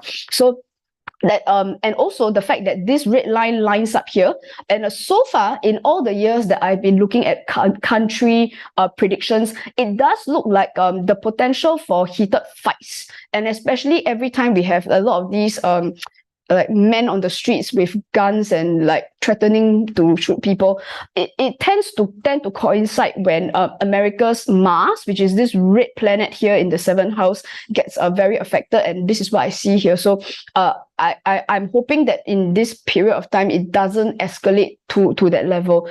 And also because there also is a lunar eclipse that's happening around this time, which is a very sensitive time, about 2 to 3 months before the election. My concern is that when you have a lot of this like perfect storm of factors that are playing in, that it could also add on to a bit of like either a real estate shock event. Basically, it's something that affects the ground. So it could be a real estate thing.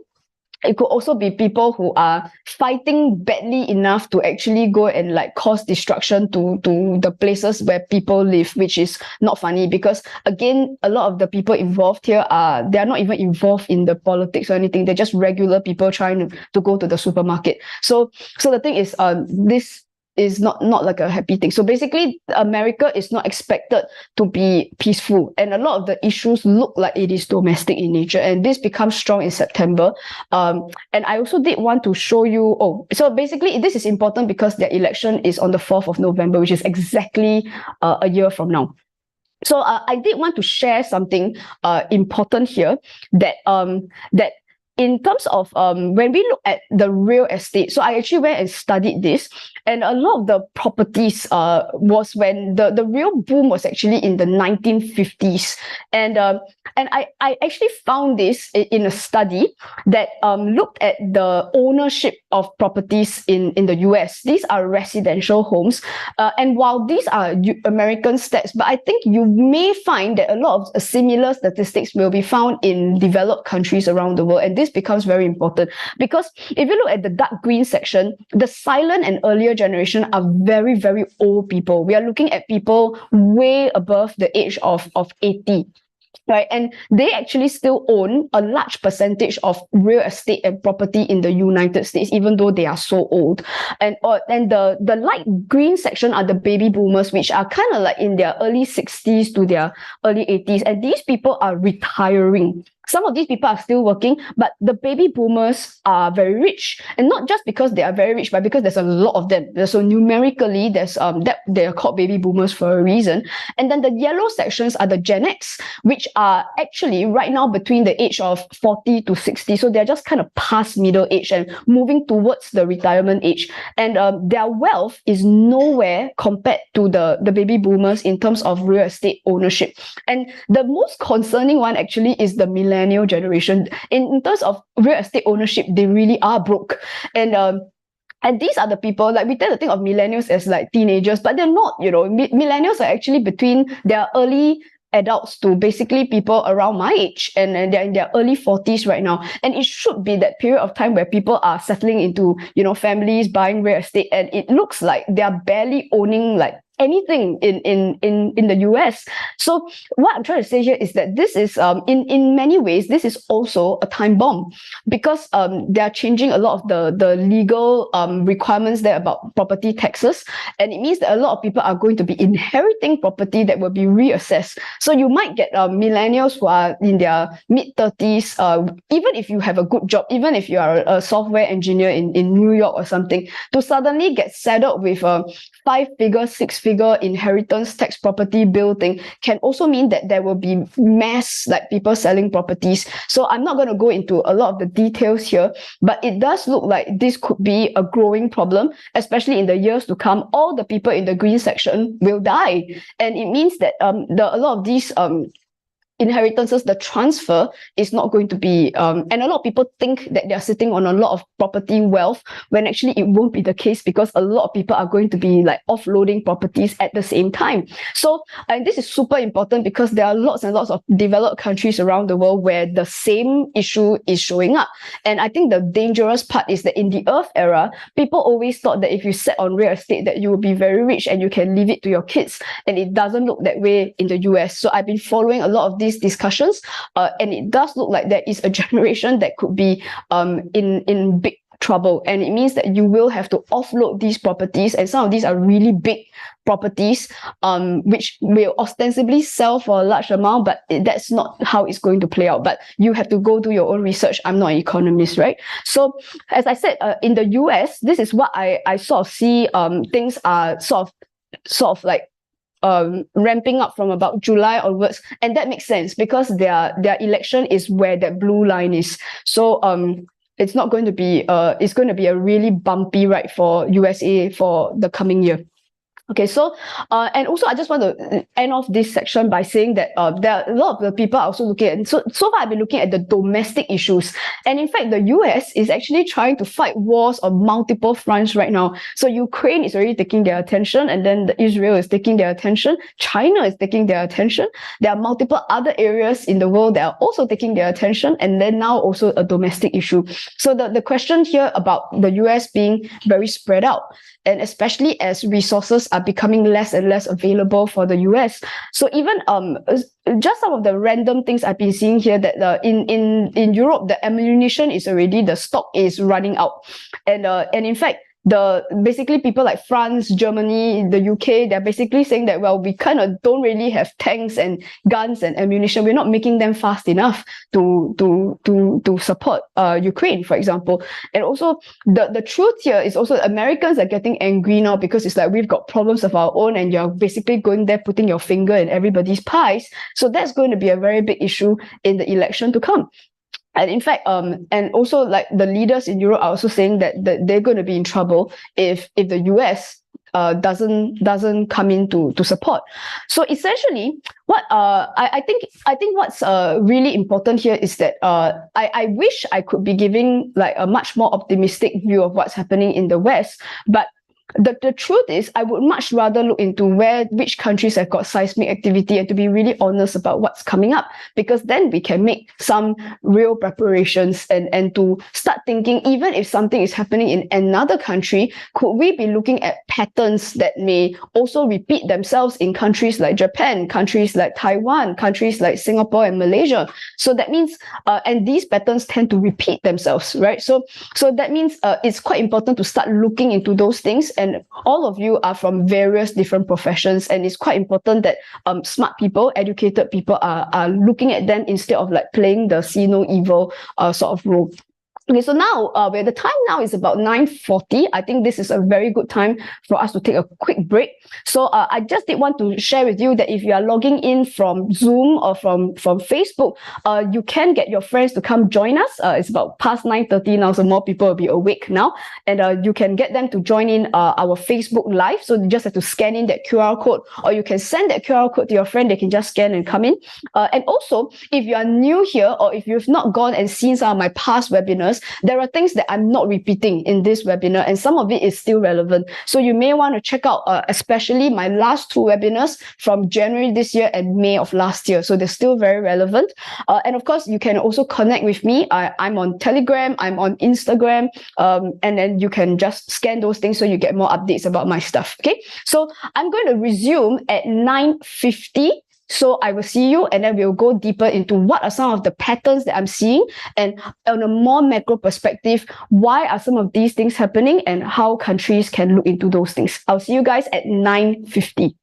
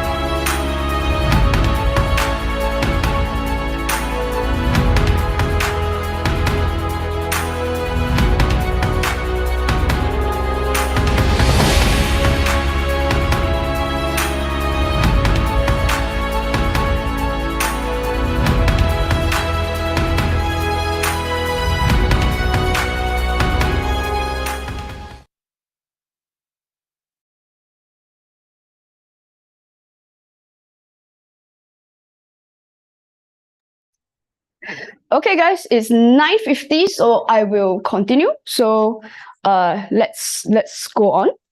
Okay, great. So I'm going to now continue our topic here that I've been going on in the last few webinars about the Earth era towards the air era. And today I'm doing part 1 and tomorrow I'll do part 2.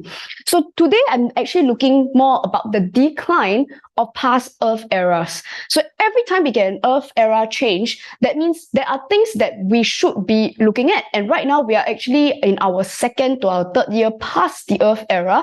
And it means that we can go a little bit deeper into what else we were going to start to see is going to be a thing of the past, so that we can put those things behind. And one of the promises of this webinar is that we also are going to identify not just the emerging industries, which I will look at more tomorrow, but rather we also want to pay attention to what are then the declining industries where, logically speaking, that less and less resources of time and money and effort is going to be put into, and that means we can start to move on from those things.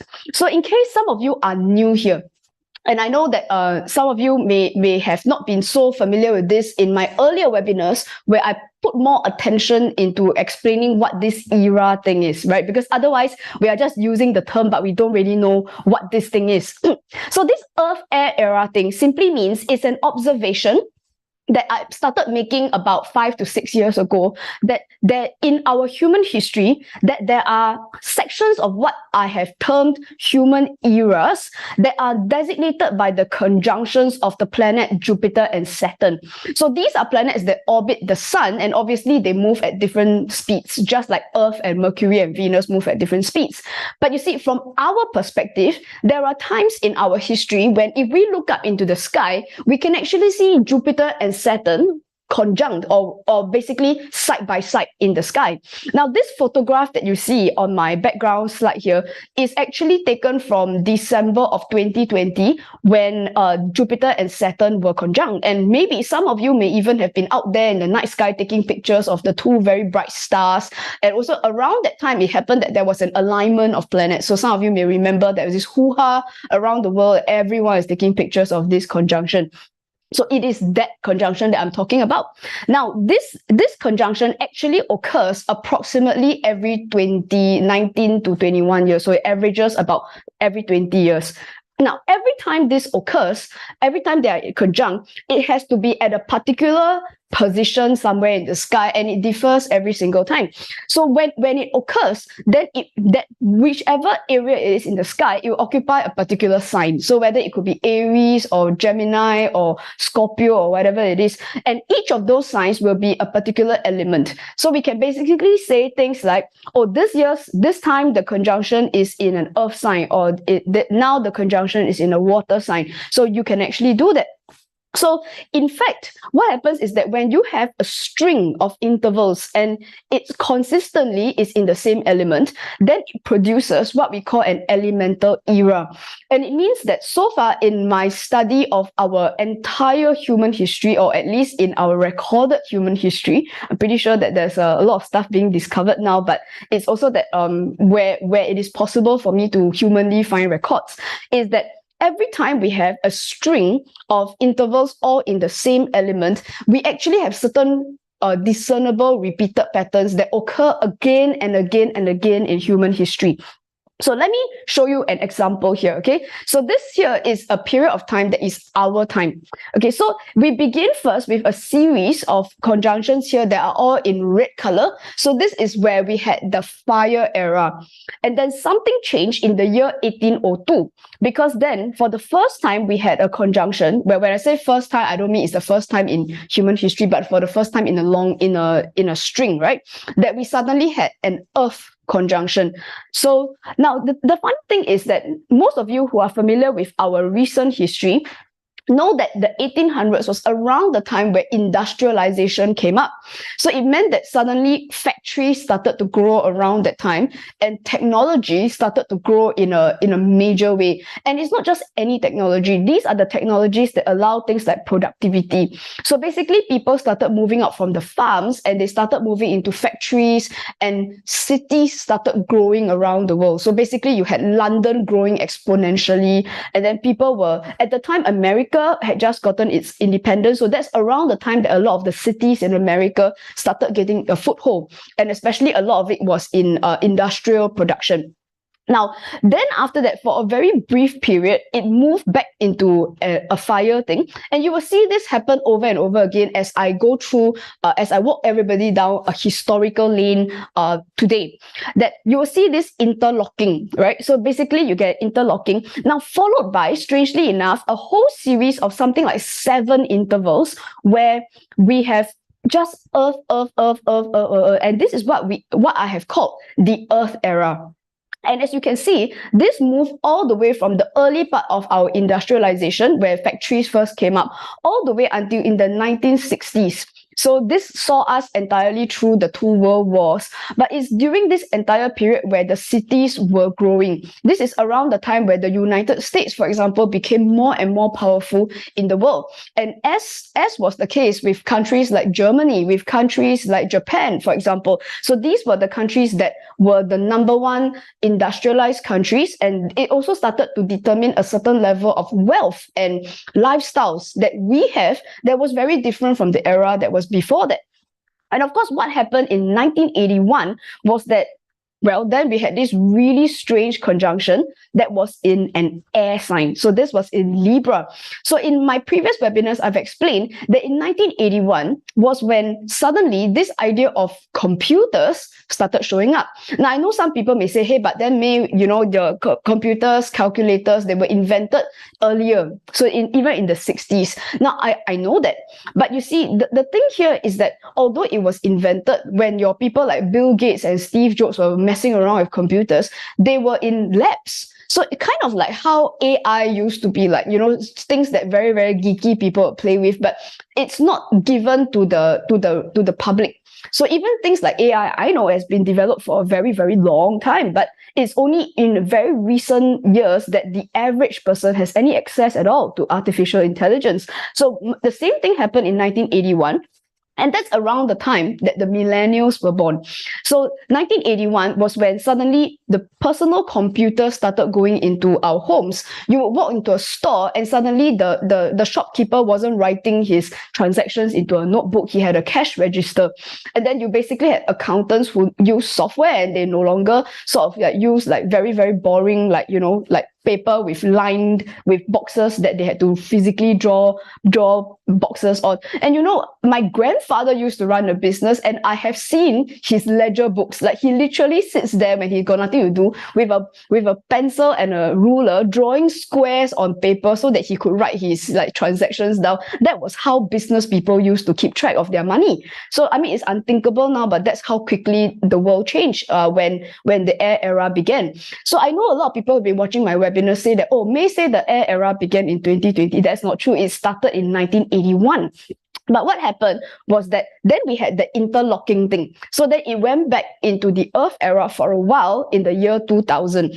And some of us older people will remember that's around that time that things like Facebook started showing up. And it's around that time that mobile phones started to hit the average person. They've been around for a long time, but then it got to a point where around the year 2000 was when everyone had a mobile phone. And some people had more than one. And then it was common to have multiple computers in your house that they were all connected to the internet. So that started going. And also, you'll find that earlier in the air era, it was mostly computers it was just something cool that a lot of people wanted to do, and people started to go and become engineers. So that was like it was cool in the 1980s. From about 2000 onwards was when suddenly you realize that internet became this money-making thing. So basically, people started to look at things like e-commerce. And it's like in the past, where in the earliest days, so some people who are like on the older side, you remember in the earliest days, a website was for you to be self-expressive. It was for you to explore games and to get to know people from another country. So it's pretty cool that you could connect with somebody from a totally different country using a nickname on an MIRC or like an ICQ, and you could just talk to some random person in another country and just make a friend. Right, so that was what the internet was like. From year 2000 onwards, a website became something that you made money from, right? And then people started asking questions like, what's the revenue model of Facebook? Like, it wasn't enough for you to just go online and just post pictures. Like, it was all about bringing the money back into technology. So even as the blockchain was invented, first thing you know, you get Bitcoin, and everybody is wondering how we're going to make money out of technology. And even up to now, you'll find that hasn't quite faded away yet, right? So basically, every time you see a piece of technology, the first thing people think about is what's the ROI on it, right? And then what happened was in the year 2020, so I started doing these prediction webinars as early as 2019, but they weren't online. I did my events live. That was before the pandemic. In 2020, that was the pandemic year, and the actual interval actually occurred in December of 2020. So it was around that time that I started warning, a series of webinars warning people that the Earth era is gone. Because as you can see, from this period onwards, the Earth era does not come back. So this is for this reason that today I will be emphasizing a lot on what happens when this Earth era ends. So a lot of people wanted to know, okay, how long is this air era thing going to last? And it's going to last a pretty long time, right? So basically, it's 139 years, if you want to be very exact. And that's when you can start to see from that moment on, then it has an interlocking thing and it moves on into a water era. But let's be real here, okay? So let's not worry too much about the water era. Let's deal with the air era issue first, all right? And the truth is, some of us sitting here, you don't even know if your descendants are going to make it to the water era. So let's get real and rational here, okay? So that means what we want to definitely focus on is what's going to happen in the 2020 interval, possibly the 2040 interval. And some of us here are young enough to actually have to bother about the 2060 interval. So I think that makes a lot more sense than asking very random questions about like when it moves to another era. Okay, so we want to focus here.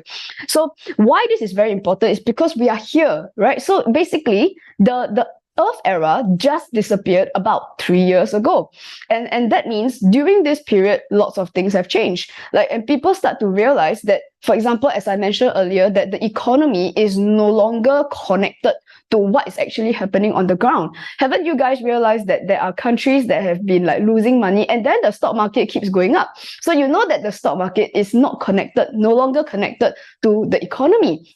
And there are lots and lots of technologies that's coming up where people are scratching their head and wondering, well, is this going to reduce jobs or is it going to improve jobs? So there used to be a time in the Earth era that when we created something, it created jobs.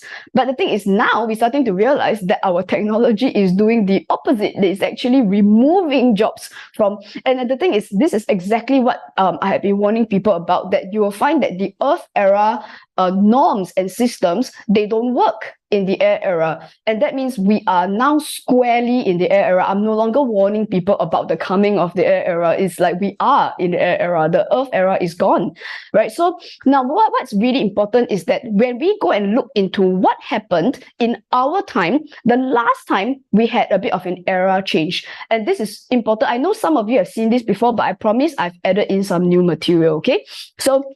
Okay, so for the people who are new here, when we move from the fire to the earth era, so even if you're interested in learning like astrology at all, here are some of the keywords that are associated with the fire era. So you'll see words like creativity, wonder, discovery. So this was the period of time where people got on ships and they wanted to explore. So this was when a lot of the immigrants, for example, started moving across the world. The idea that you could get on a ship and go across the world was crazy in those days. And that things like royalty was very important. Kings and queens was big. And you found that the arts, religion, it was flourishing during that time. And a lot of us really enjoy traveling to various cultures where we want to see things that were built in the 1600s, in the 1700s, because it was so beautiful, right? Even up to now, when we look at things like classical painters, classical musicians, it's like the kind of art that we create now is like almost like trash compared to what people were creating in those days. And that means that.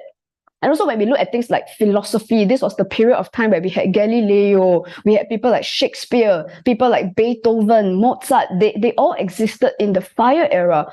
And the thing here is that if you really think about that world, it doesn't even feel like our world. It's almost like some kind of Hollywood movie that you're watching, and it's like some fairy tale La La Land that doesn't really belong in our universe. And you see, for the people who had existed at the time, basically that's around the time where Raffles showed up in Singapore, right? And came and set up things. So he came from a world that was very queen and, your majesty, the queen and all that stuff. And then he shows up here, and before you know it, we are setting up ports. We're setting up building schools, getting kids to go to school, and trying to figure out how we can build houses ASAP so that we can put many, many people within a city. So that's what happened in Singapore, but that was happening worldwide in every city in the world. That you had all these people like clogging into London, and they had to go figure out a sewage system real quick, right? And to find out a quick, productive way to feed all these people so they don't all die of diseases, right? So basically, you find that the keywords started to change during that period. And we have to understand this because all of us are in that space right now where the keywords in our lives are changing. And it becomes a problem when many people are holding on to the old keywords and have not fully transited into the new keywords. So in the 1800s, you find that the earth started to come up with words like productivity, and then possessions, whether you own things, and suddenly there were advertisements everywhere. People wanted you to buy stuff, but that hasn't changed, right? I mean, 11/11 is coming out. Everybody is looking out for a new sale, isn't it? Then great Singapore sale, great New York sale. I mean, the fact is not much has changed since 200 years ago. And so basically people are looking at things like value, efficiency, return on investment. Can you get investor monies in, buy a stock, right? Wait for things to appreciate in value. These are words that came up like 200 years ago, and we're still using them today. So what I'm trying to say here is that the world changed in a way that was so discernible between the 1700s and the 1800s. It was like the world just, changed color, right? And that's exactly what we are experiencing right now, is that our world is changing from the earth color into the light blue color, and a lot of people can't understand it. Now, in previous webinars, I've mentioned that in the past, if I were to go and look into basically the world, I mean, maybe if words don't work for you, maybe the pictures will, right? So it used to be that people would build buildings that had a lot of decorations, and that's why people like us go to Europe for a holiday just to see these buildings. Because if you grew up in a more industrial place, well, basically your buildings are boring, right? They were built with as little materials as possible, as cost effectively as possible, to squeeze as many people as possible into the building. But in the past, it wasn't. You could have a church like this and have like one king, one bishop, and like 15 servants, right? And then they occupied this gigantic mansion thing, and that was normal in those days, right? But it's not normal in our days anymore. To us, it's a massive waste of space and resources. And also, even if you look at paintings, even as they're paintings of regular people, these aren't like the famous people. You can look at some of these people here are depicted here are like servants and regular people on the street. And it's like they look like they're from some crazy universe, right?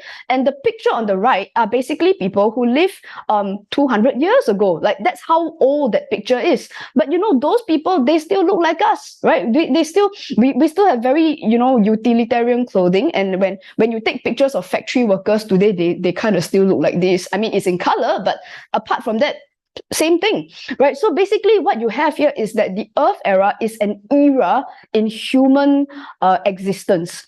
And what I'm trying to show you here is that imagine if you were one of those fire people who insisted on having things remain. So I've covered this in one of my earliest webinars, and I think it's worth revisiting, because when we talk about industries, and I promised I would cover which industries aren't going to work anymore. And let's look at history, because let me show you what were the industries that were huge in the 16 and the 1700s. And today, we think of them as industries that died. Nobody in their right mind is in any of these crappy industries anymore, and it's those things, right? So basically, in the olden days, it's like being an artist was a viable profession. I mean, go to Wikipedia and start reading out all these famous people. There were lots of artists there. You try to be an artist in today's world, and your mother's going to think you're insane, right? And then sailing and discovery was a thing in those days. You could raise investor monies. The Queen paid for stuff like that, for Raffles to go, gallivanting around the world. Nobody's going to pay for this stuff anymore, right? And also, music used to be a valid profession. when you were a military person in the past, you expected to carry guns and go into war. Nowadays, our military people are there to collect dental benefits and, like, iron rice bowl, right? And there are soldiers who never go to war ever. It's just a really good civil servant job, right? And so, and in the olden days, serving royalty was a thing. And in every industry, in every era, there's somebody who gets to be king. And in our world, in the Earth era, basically, well, the kings are at best decorations, right? And most kings in the Earth era has no power whatsoever. And in fact, the people who had power in the Earth era, as we all know, were the industrialists. These were the Rockefellers and the Henry Fords, and also the people who created Samsung and Toyota, and all the industrialists were the kings of our universe. And what this tells us is that the kings will change. In the air era onwards, but we're not going to have the same kings anymore, right? And so it means that possibly, in the past, if you wanted to be a king, well, your father better be a king, right? That's how you became a king in those days. Now, in the Earth era, if you wanted to be a king, you better have a lot of money. And that was how you became a king in our time. And what this also tells you that in the new era, just like in the Earth era, just because your father was a king, nobody actually gives two hoots about you anymore. Now, it could be that in the air era, that just having money and possessions alone does not mean you will be king, right? So that's the important thing that I think a lot of people who grew up in the Earth era haven't grasped yet. Right, and so that means that basically, if we look at all those industries, there is like very quickly. Can you see how quickly within a space of 10, maybe 20 years, if you were in any of those fire industries, basically you died. Nobody wanted to do business with you anymore. There's no investment going in those areas. Now, and when I say resources, I'm not just talking about money. Now, money is always a thing. It will always exist in the world. Even in the air era, there will be money in one form or another, right? Whether you are paper money or shells or whatever, then money and a form of exchange will always be there. So I need to keep emphasizing this, because some people say, hey, May, are you saying that money isn't going to exist? Well, of course it will, right? But it's just what it means changes, right? So now when we talk about moving resources, we're also looking at things like resources also include time and energy. And that means that even the young people in those days, they didn't want to go and be tailors. They wanted to go to London. They wanted to go where the factories were, even if the pollution sucks, right? And there's like very bad sewage system. But young people didn't want to stay in the countryside where the air was good. They'd rather go and smell all the polluted air, because that's where the opportunity was. So that's where you get the generation gap, where the young people don't want to do what their parents want them to do. And you see that all the time now, right? Basically, parents are still telling millennials that some professions are not viable, because then you can't make any money out of it. And then you basically get people getting into that generation gap issue with their parents, which their parents didn't have with their grandparents, right? Because that's why, that's where the generation gap shows up. So when we look at the Earth era, let's look at all these industries that started to arise when the Earth era began.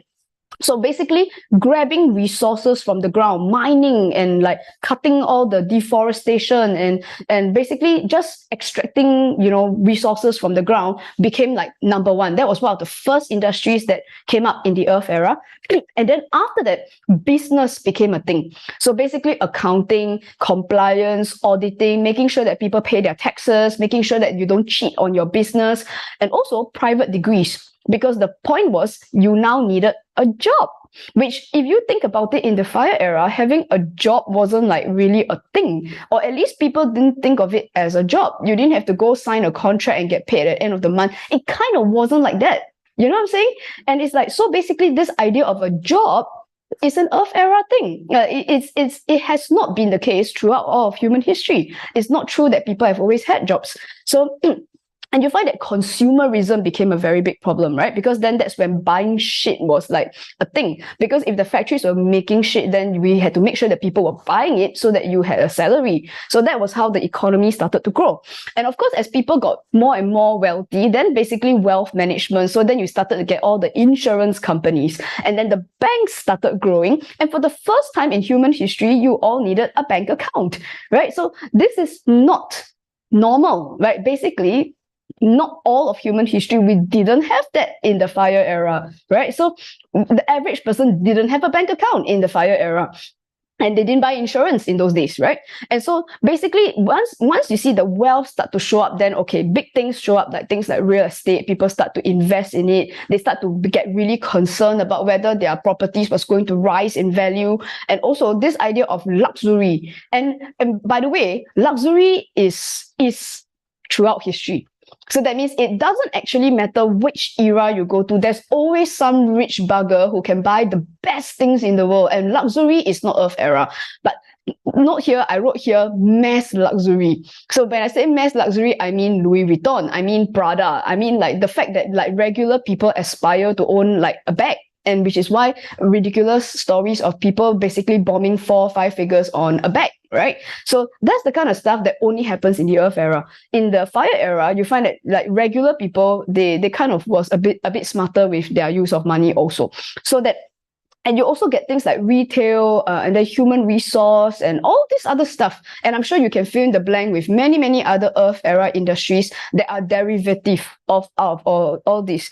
But you see, similarly, as we look at things that rose in the Fire era disappeared when we move into the new era, and right now as it is, the Air era we are 100% in the Air era. We're not even in the interlocking period anymore. The Earth era is gone. And therefore, those are the industries that are at risk. Now, why haven't these industries disappeared yet? Because we're only 3 years into the Air era. So just as the tailors and the people serving royalty, they didn't quite disappear immediately. It wasn't like 1802, then suddenly they all went bust, right? But here's the thing, they all started to go bust. Don't believe me? Go and look into the history books, right? So basically, all of those industries started to lose interest.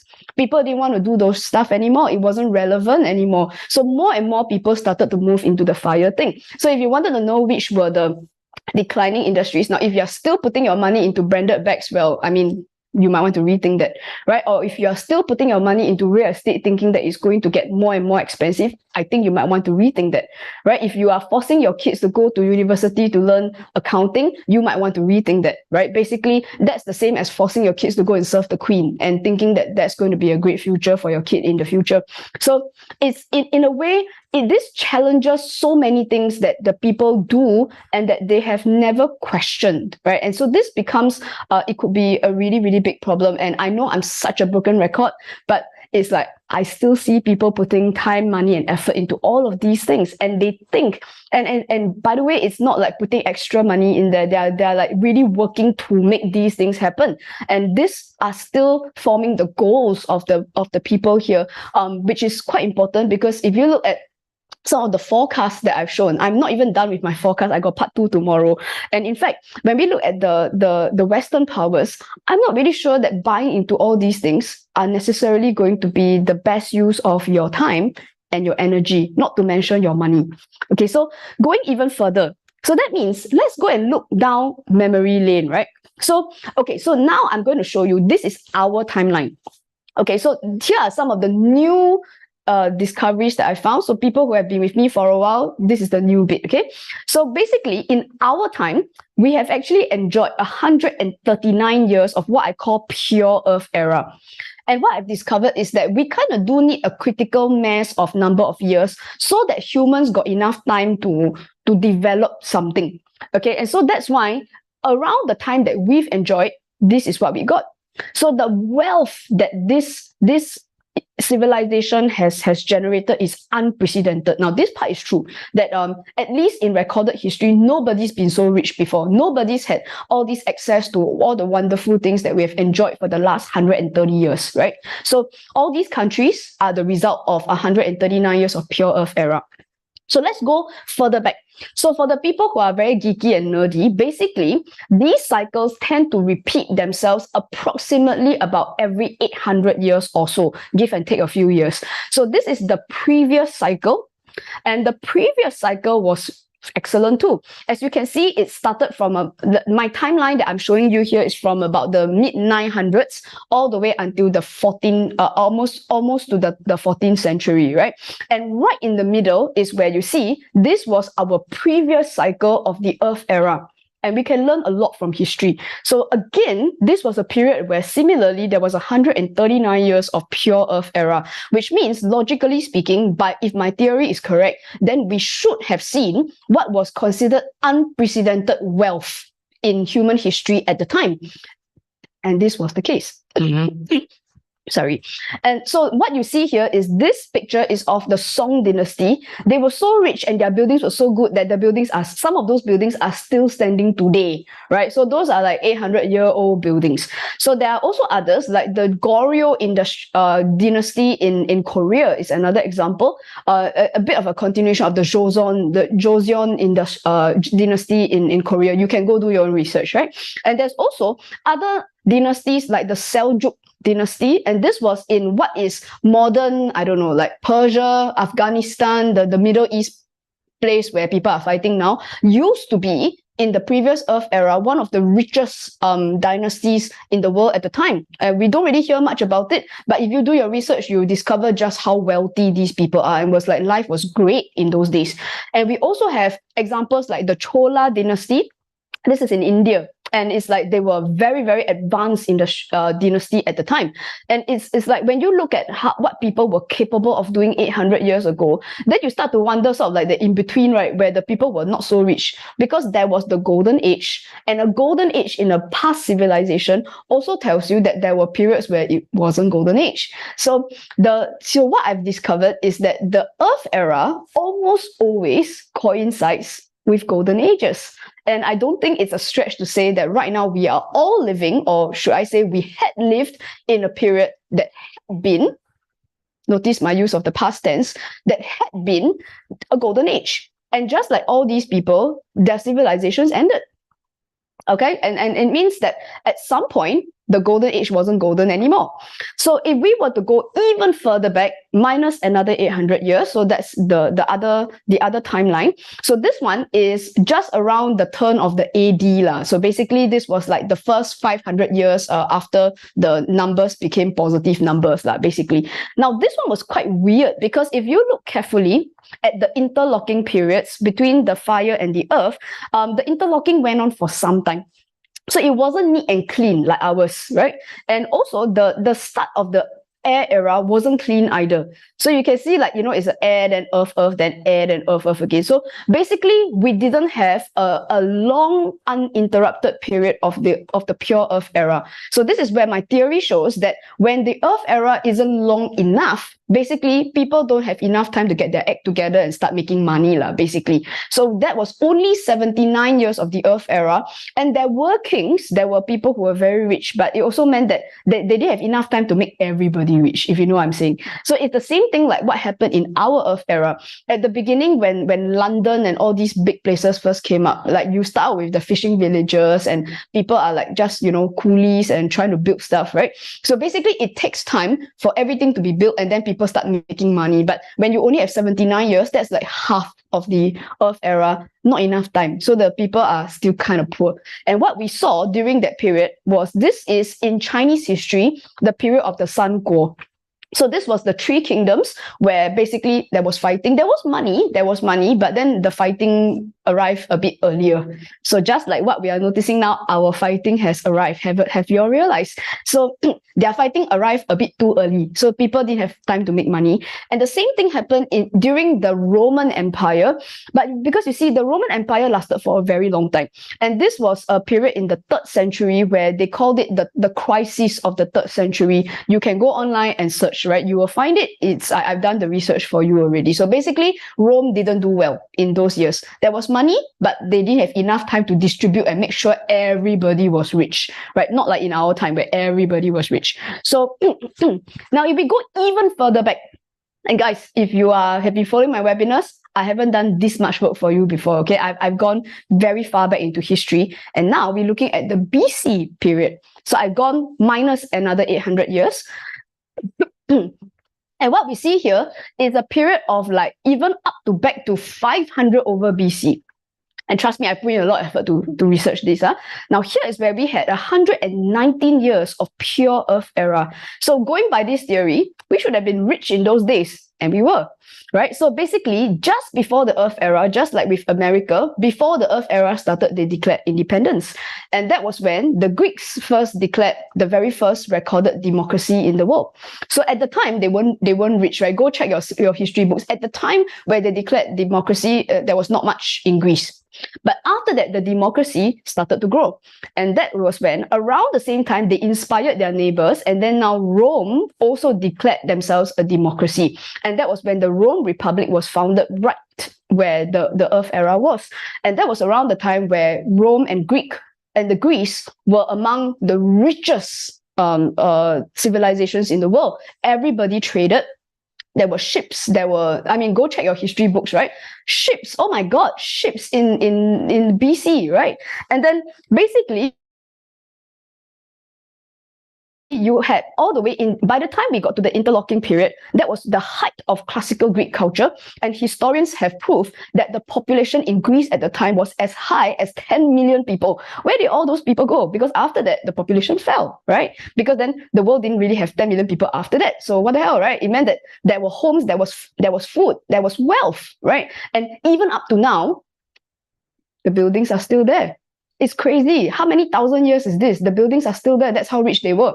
And it's like anybody who's visited these places, and I was in Rome myself just about 3 months ago, that I was there. I saw it. Oh my God, these buildings, 3,000 years is still standing. And so the thing is, there was wealth. So every time you get an Earth era, people are loaded. But the thing is, there have been periods where the golden age wasn't there.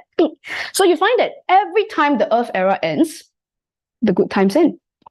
And it also means that, now let me show you some, like, this is going to be distressing, okay, but I'll rather just deliver it. And so let's just look at it in the face, okay? So these are the two cycles where we did have the Song dynasty and the Roman Empire. So I purposely lined them up. So I aligned it so that you can see that that's around the time that the Air era began.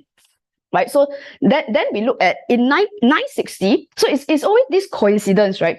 That a lot of these great empires, they seem to declare themselves alive just before the Earth era begins. And you know, America declared their independence in the 1700s, just before the Earth era started. And it was also around the time where Britain had started, you know, with that whole constitution thing where basically Queen Victoria was no longer empress, but she was now queen, and then they had that whole Commonwealth thing going on, right? And so it's around the time where people adopt like a new, like a more democratic sort of government, and it always happens in that last part of the fire era, just before the Earth era. And then after that, that democracy basically, like, you know, makes a shit ton of money for everybody. So the Song dynasty began just before the Earth era.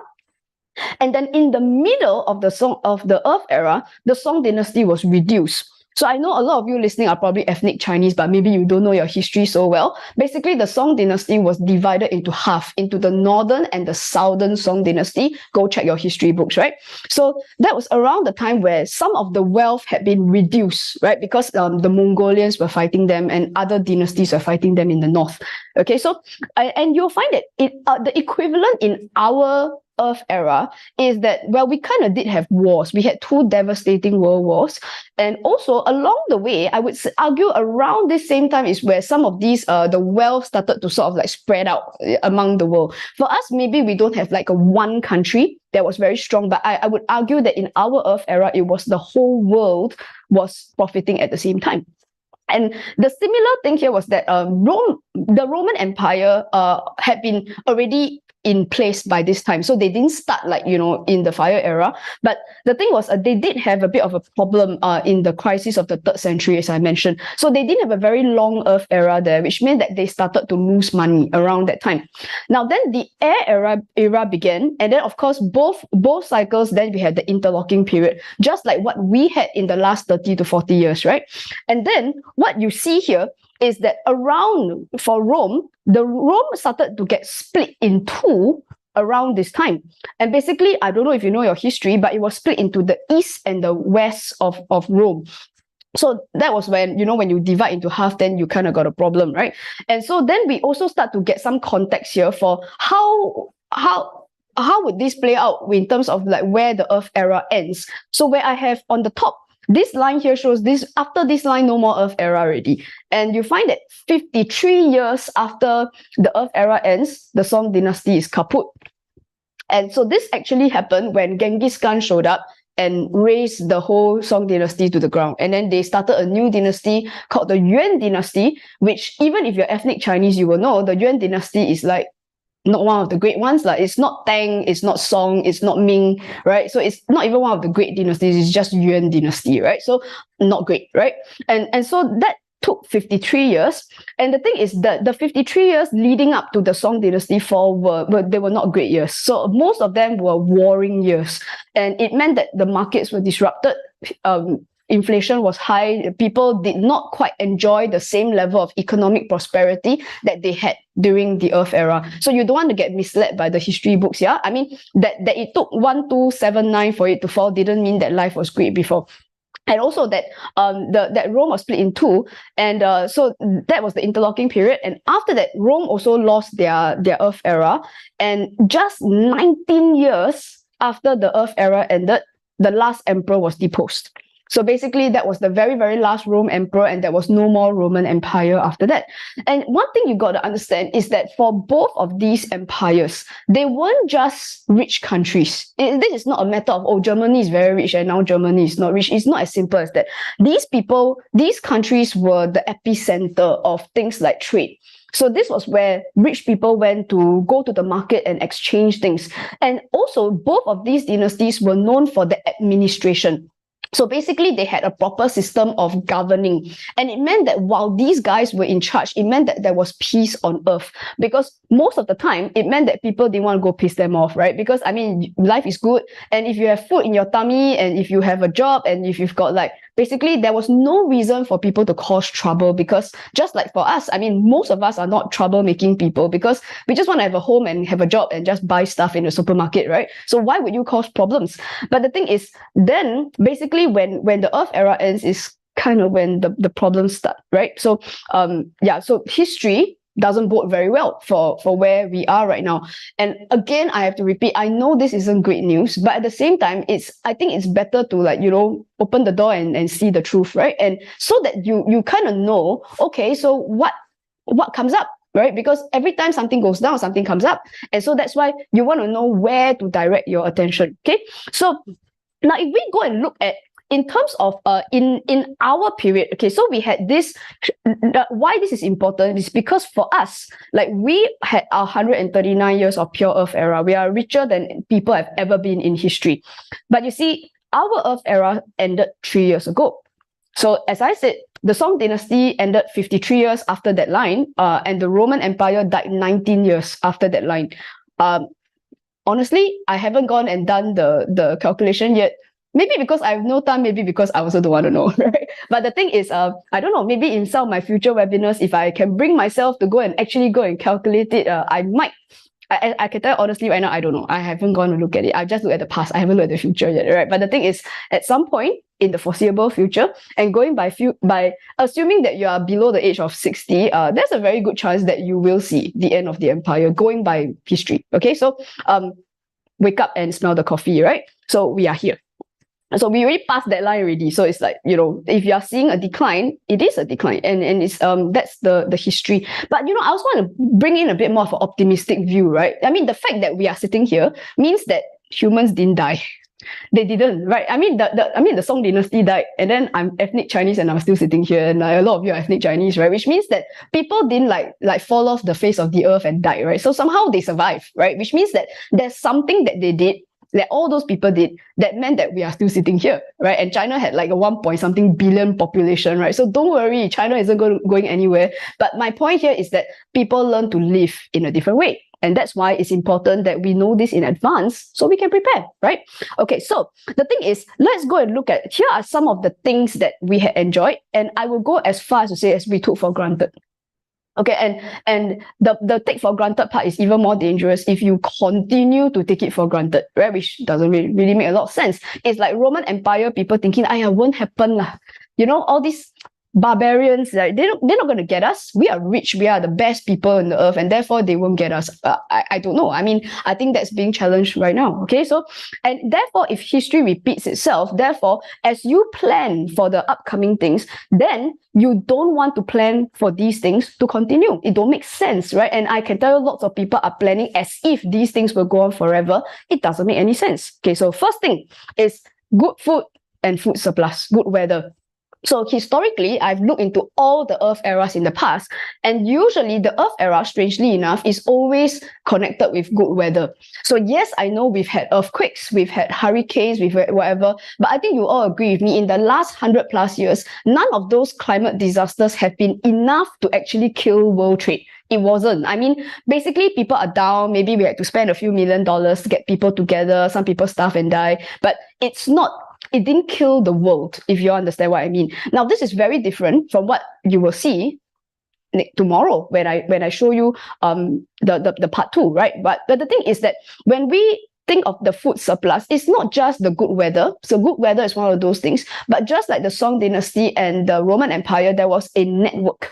And it's the same for us. Basically, the globalization means that even for myself as a Singaporean, when I have a meal, the cheese is from Spain, the milk is from Australia. And it's like, and the meat is like, I don't know, somebody slaughtered a cow somewhere in Brazil, and then I'm eating the beef, right? So, I mean, you all know what I mean, that the globalization means that the access to food is something that, quite frankly, I don't know about you, I take it for granted, right? So the good food is not just about the weather, and the weather is one thing that's definitely on the list, but also the fact of the breakdown of the system. Okay, so that's something I want to show you. So this is the proof, right? So in the Roman Empire, in fact, throughout the entire Roman Empire, they actually enjoyed very good weather. There are a few blips in their history. It's a very long time that the Roman Empire was around, but apart from the blips with the air era blips, so they lived through two air eras, by the way. So I guess it's possible to live through an air era and not die, your empire, so you can hope. But the thing is, the Roman warm period was coincided with this period that you see here, from 250 BC to AD 400. Do your maths, guys. That's 600 years of good weather, at least, right? So that means when you look at that, it simply means that Europe thrived in those years. And of course, it was in the favor of the Roman Empire, because as they conquered lands, basically agriculture was good. At least none of the earthquakes or the hurricanes were bad enough to actually kill their system. Maybe it was down a bit here and there, but never to kill. So which is why they were rich, right? And it also means that it's also one reason why Greece wasn't quite as rich as Rome, because Greece was on the wrong side of Europe. It was that part where they had the good weather and Rome was rich. Okay, so if you think about it, that's our history too. But it also means that for us, we should pay attention, because even the World Bank is starting to recognize that lots of people are feeling like this food insecurity. And I've done my research. I've really looked into things like you've all seen reports of seafood being affected. And I'm not talking about the nuclear water. I'm talking about just in general seafood being affected with or without nuclear water, right? And also things like salinity, like basically salt is getting into the rice fields, so that even farmers in Thailand are having trouble growing rice now, because it can't grow when the salt water is there. And when the floods keep coming, the salt water is in your rice, it doesn't grow, right? Same thing's happening in Pakistan. 1/3 of Pakistan has been flooded, and Pakistan produces a lot of the world's grain, rice, so it's things like that you got to grapple with, right? The good weather is gone. Okay, so the other thing is about population, and I'm a millennial, so which means that my entire generation has been blamed for not having kids and not getting married and whatever. But if you're a millennial here, you can absolve yourself, okay? Because every time the Earth era ends, the population falls, so it's not my fault, okay? And so the thing here is that, and I think it's not just about the people changing, because you see, every time you have the Earth era end, it also means that, I mean, if you talk to any random millennial or Gen Z person who doesn't want to have kids or doesn't want to do the conventional get married, buy a house thing, the answers are very obvious. It ranges all the way from I can't afford it, the house is so expensive. I can't even buy a house. I can't even put a roof over my head, let alone like feed 5 children, right? So that's a very common response. You also get responses where basically stress, and also like some people are saying that, well, I'm not sure if there's enough food in the world. Maybe my kid will starve, so not have kids. So is it a stretch to think that in the Song dynasty and also in the Roman Empire, where people were educated because they're rich, right? So they're educated people, and that young millennials in at the time would have decided that maybe let's not have so many children anymore. So that's happening worldwide. The whole world reproduction rate is down now, right? So you find that between 800 BC to 400 BC, oh my God, that's a really long time. And that's the golden era of the Greek and the Romans. Their population 10x. Look at it. 800,000 people to all the way until almost 10 million people. That's times 10. That's a lot of people in those days, you know. And also, the Northern Song recorded 20 million households. And then after that, it moved on to what? That amounted to about 90 million people. And then it doubled, possibly even tripled by the time they got to the Ming dynasty. So basically, you're looking at it's like that period of time. Basically, it's a dramatic increase of population that sort of like came up through that wealth that was from there. So it's like this is a nature of the Earth era. It always comes with a population boom. And that means that, you know, I always say that when you look at history, you know, your average financial analyst, their chart are only 20 years, only max, right? And that's why I say when you look at finances, please don't look at 20 years. Can you maybe don't have to go as far as me, but I've gone back a few thousand years now, and I tell you the history repeats itself. So I don't know if you want to argue with the 20-year financial analyst or the 5,000-year history, right? But the point here is that as you look into in terms of how people make their economic decisions, this starts to make a lot of sense, right? And of course, in our world right now, nobody's having babies. And in fact, the projection here is right now our world population is about 8 billion. Experts say that it could plummet to 6 billion. In fact, I've started reading some reports that say that it might even be lower than 6 billion. I mean, another reason why the population could plummet. So I just want to cover a few factors, right? In the past, why we plummeted is also because like disease is one thing. Also, wars tend to kill people. And it's like, even if you don't actually die from a sword or a gun, right? The thing is, you can die from starvation. You can die from not having a house. So, I mean, there are multiple ways to die when there's a war. So the thing is, wars can be very effective for leveling the human population, and that kind of happened in the past, right? Just saying, right? This is history books, right? And so now another thing is that you find that technology and what we are doing in our economy here is that during the Earth eras of the past, that these people were all very innovative. So they came up with the water wheel, they came up with the windmill, and it meant that a few people in one building could produce lots and lots of grain. And this kind of, you know how we act until it's like our industrial revolution is like best thing in the world. But actually, if you look into the history, humans have done this before, right? Stop acting like you are so great, right? But actually, and they did it with a lot less education and a lot less resources, you know?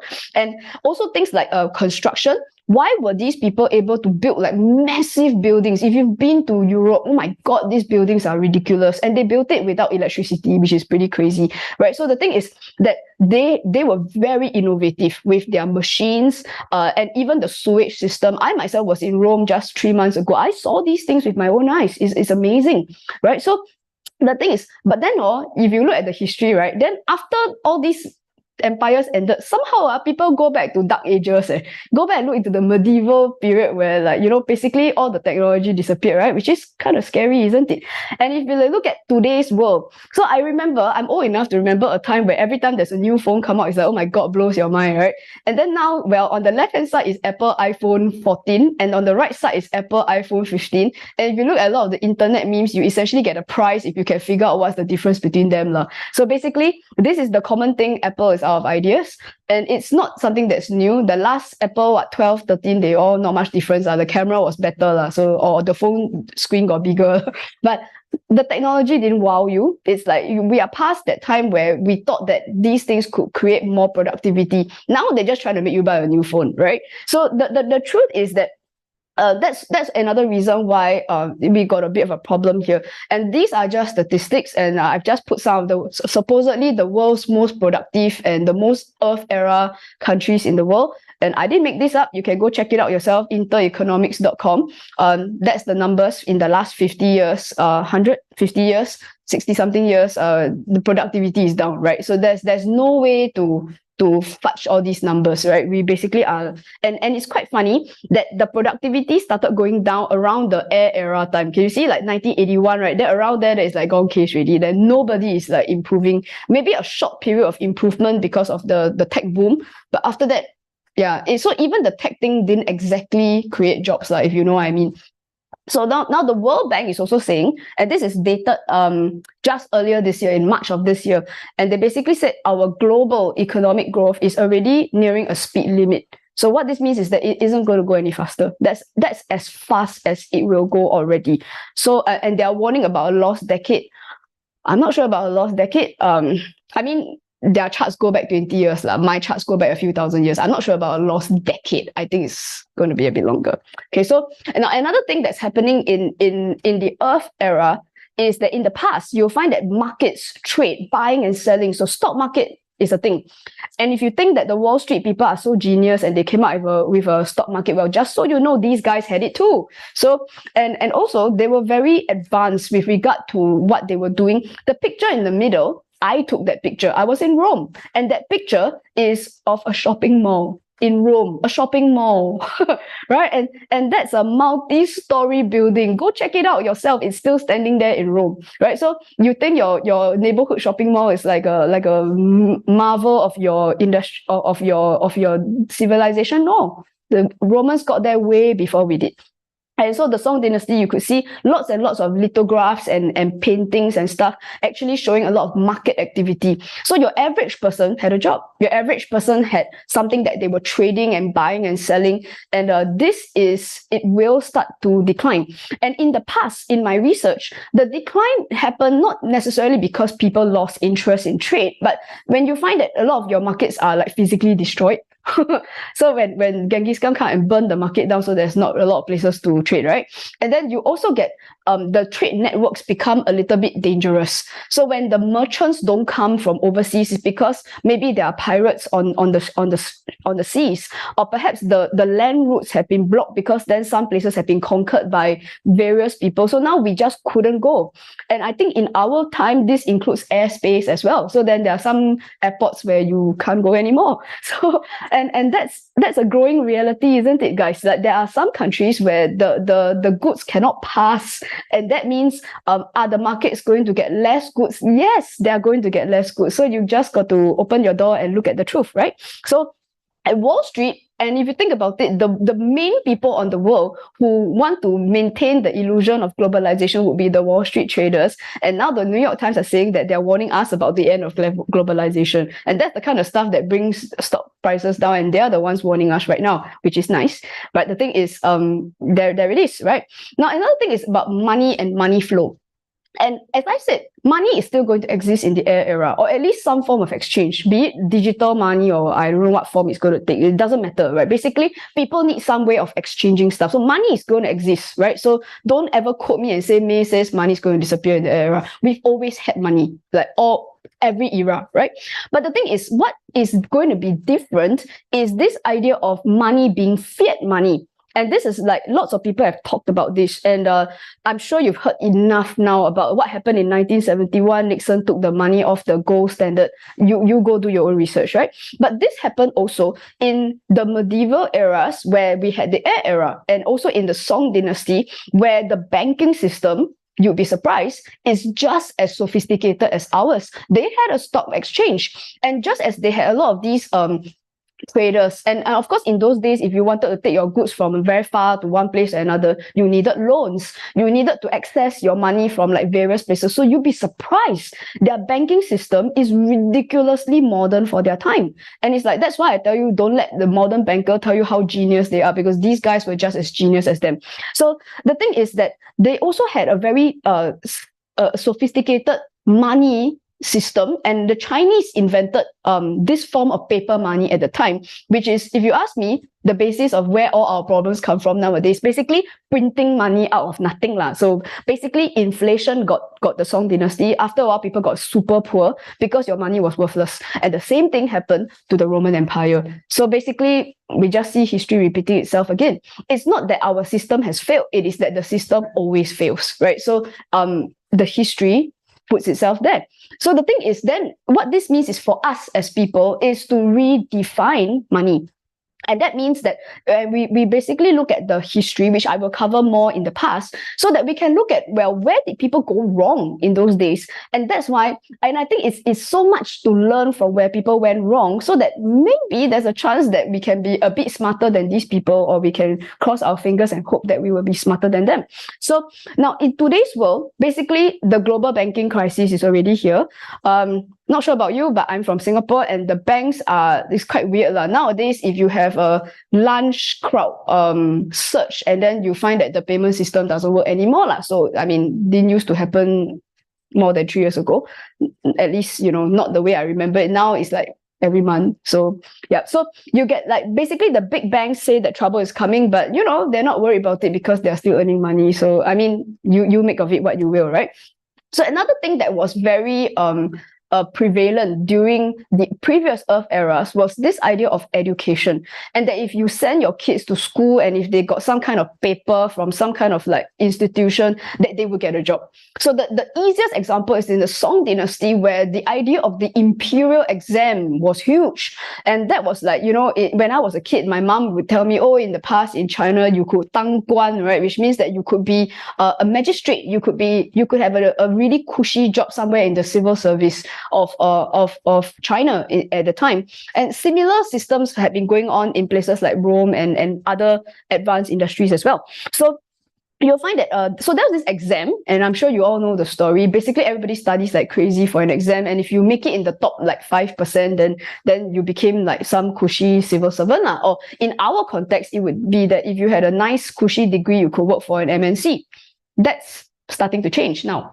And you also find that the thing is, in certain places, maybe not so bad here in Singapore where I'm from, but in Korea it's terrible. In China it's ridiculous. In India is pretty bad, right? So there are various places where this idea of the education as being a ticket to a job is eroded. Right, and that means that, and it's quite scary, because I still read in the newspapers, people my age are still forcing their kids into like tuition things, and like forcing the kid to remember as many things as possible. I'm not really sure how that's going to work. It'll be 20 years before your kid starts joining the employment thing, and I'm not really sure that piece of paper is not going to do anything better than being toilet paper, right? So and the thing is, this is the truth right now, because then it's now what, right? And it's already happening. Millions and millions of graduates, basically 40% of the jobless people in lots of places are graduates.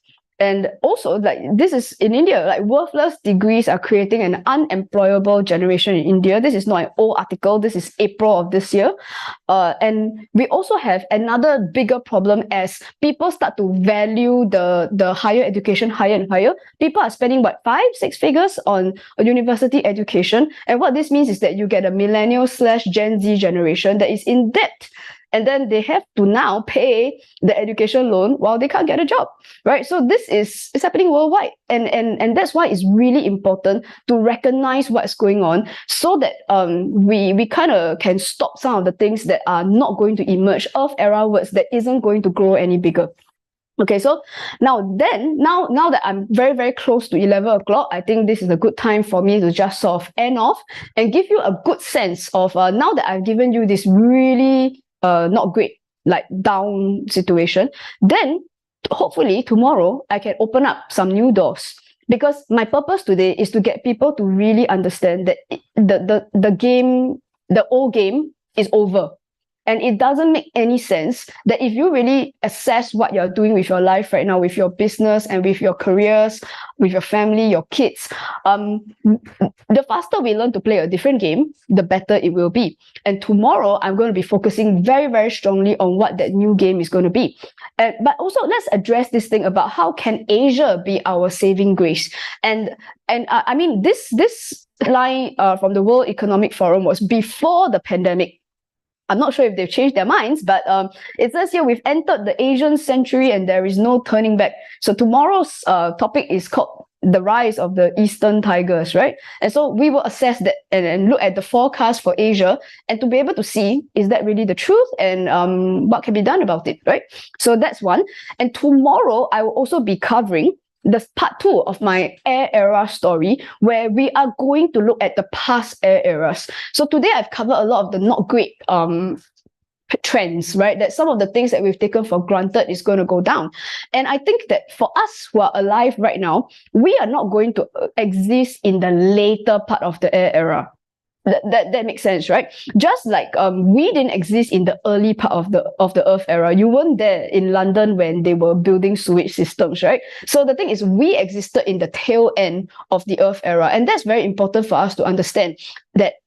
Just as the people in the previous, our ancestors, maybe about 5 or maybe 6 generations ago, had been the ones to build the Earth era that we're in right now. Now, here's the news flash: we are the ones who are building the next air era, and which is why it's interesting to look at how in the past other people built the previous air eras, and then we can sort of like take the part that's good and then we just leave the rest, you know, and to avoid the mistakes that people have made in the past. If we can, hopefully we are a bit more educated and smarter than like people in the past, right? So we're going to look at what was big in the previous air eras and what are some of the lessons that we can actually use. So I'm going to be looking at that tomorrow.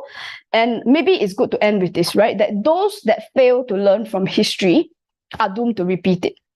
And I think I'm kind of a bit concerned that I'm going to be labeled a doomer, like, you know, with this series of webinars. But I prefer that we think of it as being like really, really realistic and to take a very, very rational, practical view on this and just to say, okay, well, hit me with all the issues and then we can maybe gather a few people and say, okay, we got this problem, how we going to solve it, right? And so this is from Winston Churchill. I thought this was a good place to end.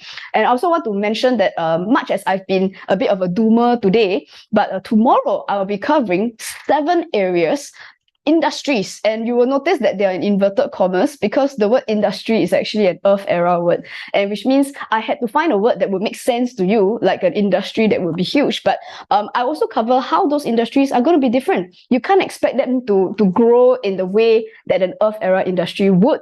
And now that we're actually in the air era, and I've really done a lot of extensive research into the past about previous air eras, I will be able to, I hope, shed some light as to how those industries will play out. And I think the people who right now are starting to agree with a lot of the things that I'm saying, and if you're starting to feel that, wow, I mean, going to work right now is like a drag, and you're just spinning your wheels and not really feeling like you are really doing anything useful, especially if you're in one of those Earth era jobs, then I think you are really going to appreciate what I'm covering tomorrow in terms of the 7 industries that I think will be huge in 2024 and beyond.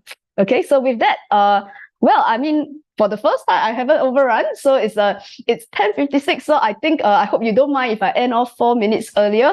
And please come in tomorrow on time so that I'll cover my forecast and to tell us what we can expect in the years to come. I will start at 10 a.m. tomorrow, so it'd be greatly appreciated if you were here on time. And please tell your friends. So tomorrow I'm covering Asia, and I think it's very, very relevant to most of you who are watching. Please get your friends to come. If they can't get on Zoom, just send them the QR code and they can join us on Facebook. Okay, so with that, I'm going to go take a rest now, and I'll see you guys tomorrow morning. Okay, see you guys. Bye bye.